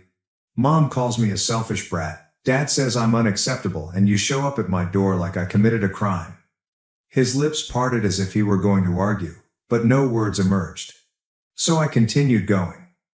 And don't even try to pretend you care about me. I cocked my head, my voice cold. I saw the video. His face turned pallid. For the first time, genuine dread flashed across his eyes. What video? I smiled, but it was not a pleasant one. You know exactly what video. Jason shifted on his feet, looked aside as his hands balled into fists. Look, it wasn't serious, okay? We were just joking. You're being dramatic. Joking? My voice was soft, yet as sharp as glass. You all sat around laughing, calling me a pathetic failure. Saying I should be grateful for the chance to pay your bills. Do you know what that feels like, Jason? To hear your own family talk about you like that? He breathed sharply and rubbed his face. Emma, come on. No. I cut him off. You come on. You want money? Get a job. You want someone to take care of you? Find someone else. Because I'm done. Silence. He just stood there and stared at me. And for a little moment, I saw something spark across his face. Something rough. However, it was gone just as suddenly. You don't mean that, he grumbled. I retained his stare. Yes, I do. Another lapse in stillness. Then his expression darkened. His mouth curled into something unpleasant. Fine, he snapped. You want to be a selfish bitch? Go ahead. But don't come crawling back when you realize you have no one left. With that, he turned to walk away. I stood there, watching him leave. My chest was tense, yet my back was straight, because he was incorrect. I did have someone leave. I had myself.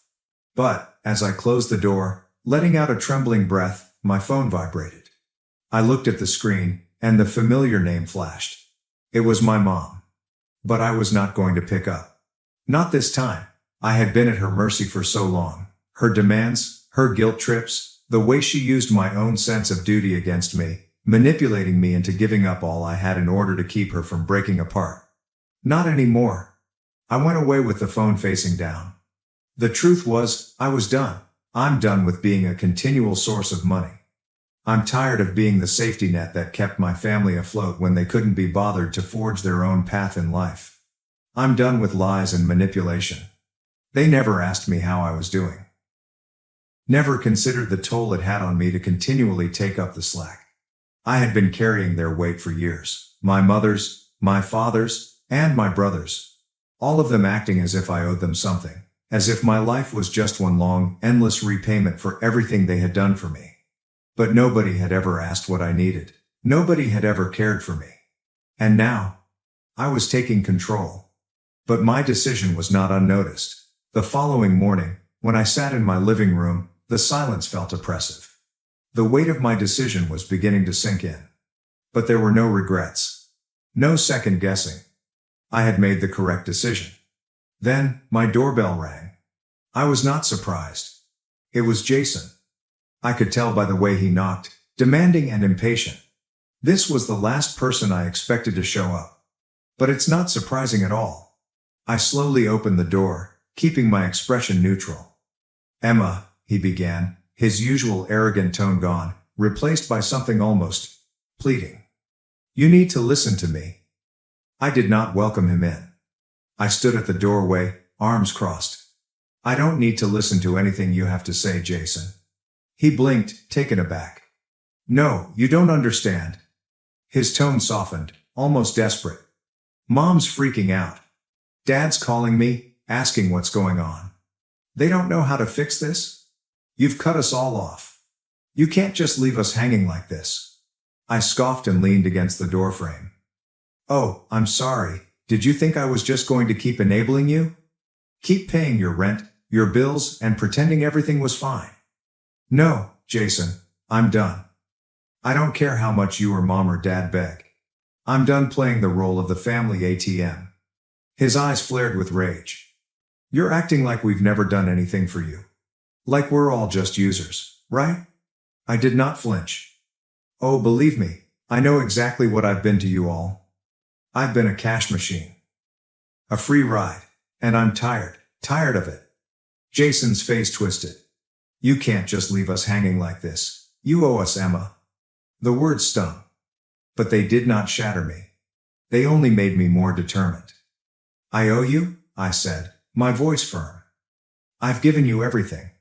I paid for your rent, your groceries, your bills, while you just sat there and watched me do it. And you want to talk about owing? His fist clenched at his side. You'll regret this. You'll regret cutting us off. I couldn't help laughing. No, Jason. You'll regret it. Because I'm not the one who needs you anymore. Without waiting for his reaction, I slammed the door in his face. It felt nice. But I sensed that the drama was far from ended. Later that night, my phone vibrated again. I almost did not want to check it, but curiosity gnawed at me. It was from my father. Dad. Emma, we raised you. Do not assume you can simply walk away from everything we've done for you. You're making an enormous mistake. Come back. We'll chat about it. We will fix this. I could almost sense desperation in his words. I sat there for a time, phone still in hand. I could have ignored it. I may also have blocked him. But I had a better idea. I wasn't simply going to block them. I was going to make them pay for every single lie, every single time they took me for granted. And it was going to start now. I stood up, approached my desk, and opened my laptop. It was time to deliver a message they would never forget. So I started typing. I sat at my desk, staring at my laptop screen, my fingers hovering over the keyboard. I wasn't going to sit back and let them reintegrate into my life as if nothing had happened. I was done being the punching bag. This time, I was in control. I thought about everything I had done for them. All of the payments I'd made, the bailouts. I swallowed my pride and helped them, even though I knew I was the one being drained. No more. Now was their turn to feel the consequences of their conduct. I opened my email and began typing. First, I gathered all of the financial records. Every payment I'd ever made on their invoices. Each bank transfer. Every check I'd sent over the years to compensate for their faults. It was time to remind them of the things they had taken from me. I added a remark to the top of the email. Here's a detailed summary of everything I've done for you over the years. I'm done being your lifeline. I'll no longer be your ATM, and I'll no longer let you make me feel guilty for choosing myself. Consider this my final invoice. You don't owe me anything anymore, but you will owe yourself the realization of how much I've sacrificed, all because I thought family was supposed to help each other, not drain each other. Then I added the receipts, bills, and payments I'd sent. But it was not the end. Definitely not. I signed on to the family group chat, which used to keep me on edge with their complaints and demands. I browsed through the messages, reading the ones where they said they needed me and guilted me into assisting them. Then I tried something I hadn't done in years. I responded. You all talk a lot about what you've done for me, but you've forgotten how much I've given up for you. And here's the reality check. You never needed me. You just used me. I'm done. This is my last message. Don't ever contact me again. I sent it. The silence that followed was nearly lovely. I slumped back in my chair, feeling the weight of the decision wash over me. For once, there were no more phone calls. No more guilt trips. No more pretending they had any authority over me. They might continue their manipulations, lies, and empty promises. I was free. But just when I thought it was finished, I got one last message. From Jason. You're making a mistake, Emma. You'll regret this. Family sticks together. I smiled to myself. I knew he was only attempting to get under my skin, but this time, it didn't work. Because I didn't need them. I had a life. My freedom. And it was enough. It wasn't the dramatic explosion I had envisioned. It wasn't a great clash. But in its own way, this was much better. I had assumed command without anyone seeing it coming. And the best part, they lost their control over me.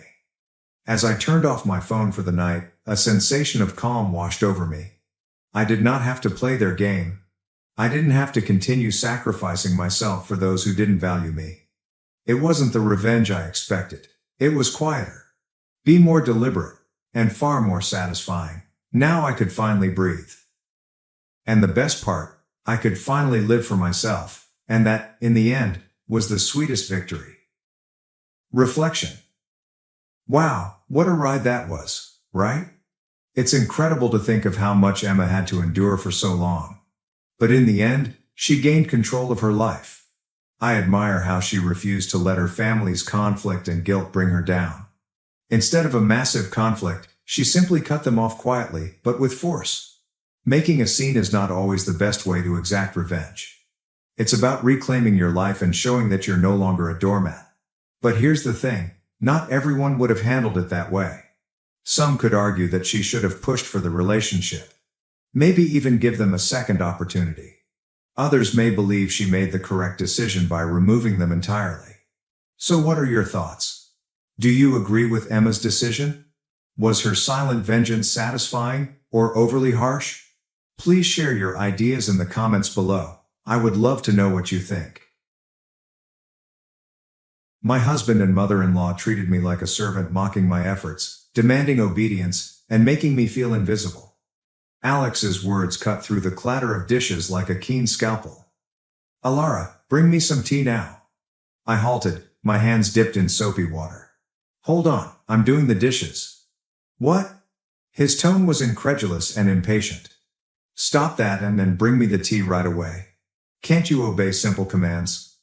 "But," I began, only to be interrupted. "What a useless wife you are." "Make me some sweet coffee," said another voice. Mrs. Whitmore, my mother-in-law, spoke from the living room. She sat there munching a slice of cake she had grabbed from the fridge, her eyes gleaming with malice. I sighed and looked at the stack of dishes. "There are so many. Leave them for later." "Just do what we say, useless wife," Alex's voice hissed, each syllable hurting. I was Alara, a 28-year-old working mother whose life felt more like a jail than a home. Married at 23, I had hoped for love and friendship, but instead found myself in the hands of Alex and his domineering mother. Our 4-year-old son was the only bright spot in an otherwise dark existence. We lived in Alex's parents' house, a decision foisted on me under the premise of caring for Mrs. Whitmore after my father-in-law died. Initially, I sympathized with her alleged anguish, but it quickly became evident that I was nothing more than a part in her cruel game of home oppression. Cooking, cleaning, and working just weren't enough. My attempts were treated with derision, and my meals were either left untouched or sharply ridiculed. "The stir-fry is so half-hearted," Mrs. Whitmore would remark. "Cook it properly from scratch." "I'm busy and can only do simple things," I'd say, trying to maintain a calm voice. "That's why I hate backtalk from my daughter-in-law," she quipped. "Cook from scratch? Why don't you cook? You are a good cook, correct?" I risked to react once and soon regretted it. "Why would I do housekeeping with you here?" She responded coldly and dismissively. "Are you out of your mind?" Their brutality grew with time, progressing from harsh words to a chilling quiet. They began to entirely disregard me, as if I were a ghost in my own home. My presence, which was previously underestimated, now appeared completely invisible. 5 years passed in this suffocating environment. Alex and I turned 35 and 33 respectively. Our son developed, but the unpleasant atmosphere in the house remained constant. My mother-in-law, now 63, appeared to thrive on my suffering. One evening, as I trudged home from work, a heavy revelation hit me. They saw my existence as meaningless. I was a shadow, unnoticed and unheard. The only voice that acknowledged me was my son's. The idea of losing even that minor recognition was agonizing. When I returned home, I started cooking right away, hoping to lift my spirits. I made mapo tofu, fried chicken, and a stir-fry with bell peppers and pork, attempting to bring some regularity to our dinner. "Bring me the mayo," Alex said unexpectedly, breaking his long silence. "Sure, here you are," I said, handing him the mayonnaise. His first words to me in ages were not thanks or discussion, but rather a command. It was the last straw, the limit of my patience and tolerance. Mrs. Whitmore demanded, "Clean the toilet." "What? Now?" I was shocked. "Yes, now," she demanded, her voice full of hate. I snapped back, unable to suppress my annoyance. "Don't say such a thing while we're eating. It's nasty, just like your heart," she said. Our dispute immediately escalated, with Alex interjecting and demanding that I apologize to his mother. But I refused, standing firm for the first time in years. The conflict reached its climax, and a conclusion formed within me. I needed to get out of this toxic environment, not just for myself, but also for my baby. I returned to my room, my determination stiffening. I downloaded divorce papers, completed them, and slapped them in front of Alex. His amazement was evident, but I felt just icy determination. "I'm filing these," I announced, my voice firm. As I stood there, looking at my husband's puzzled expression, I realized I had finally stepped out of the shadows. It was time to regain my life. The days after I declared my divorce were a blur of frigid stares and stinging remarks, but in the midst of the chaos, I discovered an unexpected sense of freedom. Mrs. Whitmore looked at the food I was serving one evening with distaste. You call this food? Even a child cooks better. I bit my tongue, concentrating on my son's happy expression. Eat up, sweetheart. I made your favorite tonight. Alex added in, his voice full of sarcasm. Oh, playing the perfect mother now, are we? What a joke. I could feel my rage rising, but I held my cool. I'm just trying to make a nice dinner for our son. Mrs. Whitmore snorted. Don't act high and mighty. You're just a burden in this house. The tension around the table was apparent. Alex's attempts to insult me grew more intense. So, Alara, have you thought about how you'll survive after the divorce? You can barely keep a house, let alone your own life. I stared him directly in the eyes. I have been supporting this family for years. I'm not worried about taking care of myself and our son. His smirk faded somewhat, and a spark of concern appeared on his face. Mrs. Whitmore was quick to intercede. Don't be absurd. You need us more than we need you. The talk drifted to finances, which they typically avoided. You do realize that without my salary, this household would crumble, I said to myself rather than to them. Mrs. Whitmore sneered. We'd manage. We don't need your pity money. But Alex's silence spoke volumes. He understood the truth. They would be in serious financial trouble if I did not provide a living. Their behavior deteriorated during the next few days. Mrs. Whitmore alternated between trying to sweet-talk me into staying and shouting insults when I refused. Alex, on the other hand, appeared confused, his arrogance eroding as the reality of his financial dependency became clear. One afternoon, I overheard a talk between them that chilled me to the core. She can't just leave us like this, Alex growled. We need her money. Mrs. Whitmore's response was chilly and calculating. Do not worry. I have a plan. We'll make her life so unpleasant that she won't want to leave. Hearing their genuine objectives exposed was a revelation. They did not care about me or our son. It was all about power and wealth. That night, as I lay in bed, an idea began to emerge in my head. If they wanted a fight, I'd give them one. But it would not be fought with words or trivial disputes. I'd strike them where it hurts the most, their pride and their pocketbook. The following morning, I began putting my plan into action. I contacted a lawyer, a bright, no-nonsense woman who was highly recommended. I want a divorce, and I want to make sure they don't get a penny more than they deserve, I informed the woman. She nodded, her eyes bright with determination. We'll make sure of it. You've been the only breadwinner, correct? We'll make use of that. My resolve got stronger with each passing day. I began documenting everything, insults, financial manipulation, and even little grievances. It was time to turn the tables. It was time to accept the repercussions of their deeds. As I prepared my case, I felt a sense of empowerment. For the first time in years, I felt like I had power over my own fate. The shades of scorn were slowly lifting, revealing a new dawn. As the divorce proceedings began, the mood in the house became more caustic. Yet, with each passing day, my panic faded, replaced by a steely resolve. Mrs. Whitmore decided to try a new strategy one evening. Alara, dear, why don't we forget all this nasty business? You know we're family. Her comments were insincere. I met her stare unwaveringly. Family doesn't treat each other the way you've treated me. Alex, who had been silently watching, scoffed. Oh, playing the victim now? You're not as innocent as you pretend to be. I felt a wave of rage, but I kept my voice composed. I'm not playing anything, Alex. I'm just no longer willing to be your scapegoat. As is typically the case, the subject turned to finances. You think you can just take our son and leave? How will you support him? Alex was skeptical. I grinned with a tiny, confident curl of my lips. I've been supporting this family for years. I think I can manage. Mrs. Whitmore turned her gaze into a sneer. You're nothing without us. You'll come crawling back. But their remarks no longer had force over me. I recognized my worth and knew the truth. The following day, I met with my lawyer again. She outlined the strategy clearly. We'll expose their financial dependency on you. It will play a crucial role in the custody battle and the division of assets. I nodded, feeling vindicated. The law was on my side, and I was prepared to fight back. At home, The tension had reached a boiling point. Mrs. Whitmore's attempts to discredit me got increasingly desperate. "You think you're so smart," she sneered one evening. "But you're just a cold-hearted woman abandoning your family." I stared her directly in the eyes. I'm a woman who's finally standing up for herself." Alex leaped in, his voice full of fury.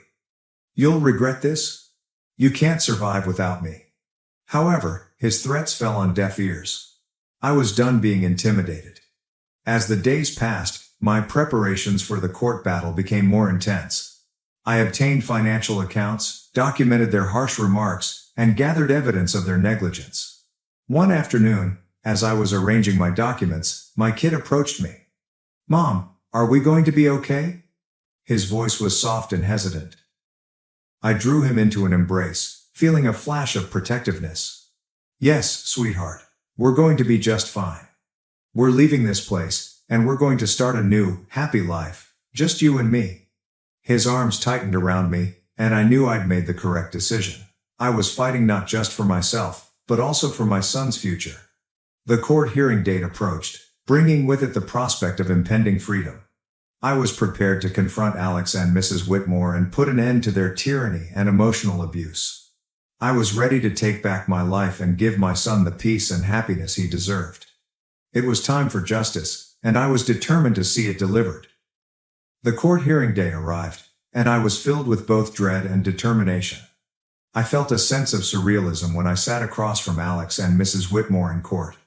This was the moment when everything changed. The proceedings started with frigid formality. Alex's lawyer portrayed him as a dedicated spouse and parent battling under unjust accusations. Mrs. Whitmore played the sorrowful mother-in-law who had been wronged by her ungrateful daughter-in-law. However, their performance was apparent, and their lies were flimsy. When my turn came, I spoke clearly and steadily. "I've been the only provider for this family for years. My husband's unemployment and his mother's manipulative behavior have been continual sources of stress." Alex intervened, his voice tinged with feigned hurt. "Alara, how can you say such things? I've always backed you." I turned to him, my stare steadfast.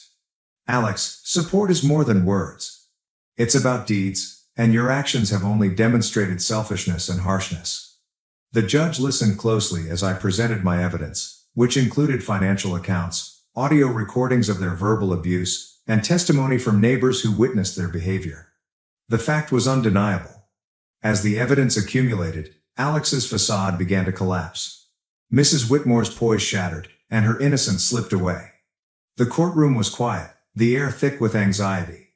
Then came the realization that sealed their doom. My lawyer submitted photos and documentation confirming Alex's adultery and Mrs. Whitmore's clandestine affair with Mr. Harwood, a wealthy neighbor. Murmurs broke out in the courtroom as the photographs of them in compromising postures were shown. Their lie was exposed for all to see. Alex's face became ashen, his eyes wide with surprise. Mrs. Whitmore's face twisted into rage, and her hands trembled. You compromised our privacy," she yelled, her voice shrill. I glanced at her, my voice steady yet forceful. I revealed the truth, which you both had been hiding for far too long." The court shouted for order, but the harm was already done. Their credibility was shattered, and their lies were revealed in the bright light of the courtroom. As the session concluded, the judge's conclusion was apparent. I was given full custody of our son, and a fair distribution of assets was ordered. Alex and Mrs. Whitmore were left with just their destroyed reputations. Walking out of the courtroom, I felt a weight lifted from my shoulders. The years of deception and emotional assault had finally ended. I had confronted my oppressors and emerged victorious. But the finest moment was when my son raced into my arms outside the courthouse, his face beaming with relief and joy. "We did it, Mom," he exclaimed, his voice full of delight. "Yes, we did," I said, holding him close. "We're free now. This is only the beginning for us." As we walked away hand in hand, I realized this was more than simply a personal win. It was a victory for everybody who has ever been made to feel little, helpless, or unworthy. It represented a victory for truth and justice.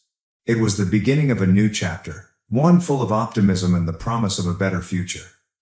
The court verdict had an immediate and chaotic impact. The story of Alex and Mrs. Whitmore's deception spread like wildfire, ruining their reputations in our little neighborhood. They could no longer hide behind their facade of respectability. In the days following the verdict, I concentrated on rebuilding my life with my kid, but I couldn't deny the gratification of knowing Alex and Mrs. Whitmore were facing the repercussions of their decisions. One evening, as I was making dinner, I had an unexpected visitor.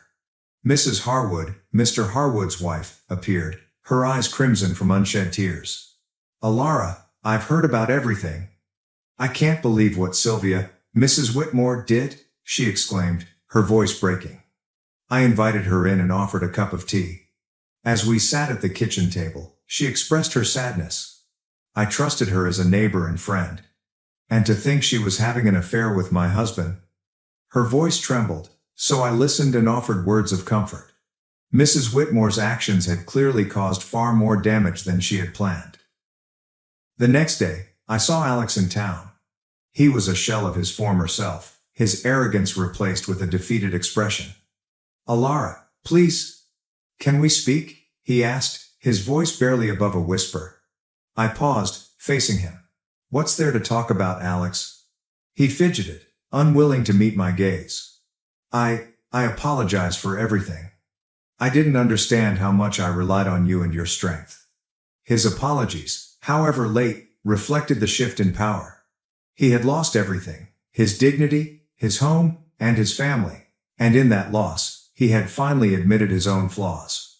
Mrs. Whitmore, however, received the greatest criticism. Her affair with Mr. Harwood had not only wrecked her reputation but also resulted in legal problems. Mrs. Harwood sought a divorce and sued her for alienation of affection. I learned of Mrs. Whitmore's dilemma from neighbors. Whispers and tales depicted a lady undone by her own acts. She had become an outsider, rejected by individuals she had previously considered friends. I saw her at the grocery store one day, hurrying through the aisles with downcast eyes. Our paths touched, and for a brief moment, our eyes met. The sight of hatred and defeat in her eyes was undeniable. "You did this to me," she said under her breath as she walked by. I watched Sylvia leave, her figure slowly fading as she hurried away, her eyes filled with resentment. I felt a strange mix of pity for her and vindication for myself. "No, Sylvia," I whispered under my breath. "You did this to yourself." The tides of justice had finally shifted. Everything they had done to me, all the lies, the manipulation, the emotional torment, had come full circle. The consequences of their actions were now irreversible. I could see them struggling, living in the aftermath of the deceit they had carefully cultivated over the years. Their false facade had shattered, and now they were forced to face the reality of what they had become. As I watched them suffer through the consequences of their own making, I felt a sense of calm satisfaction. But it wasn't just about them getting what they deserved. The real reward was in the freedom I had gained. The best form of retribution, I realized, was not in revenge, but in living a life full of peace and strength, free from the toxicity and harmful influence they had cast upon me for so long. My focus shifted back to what truly mattered, the future I was building with my son.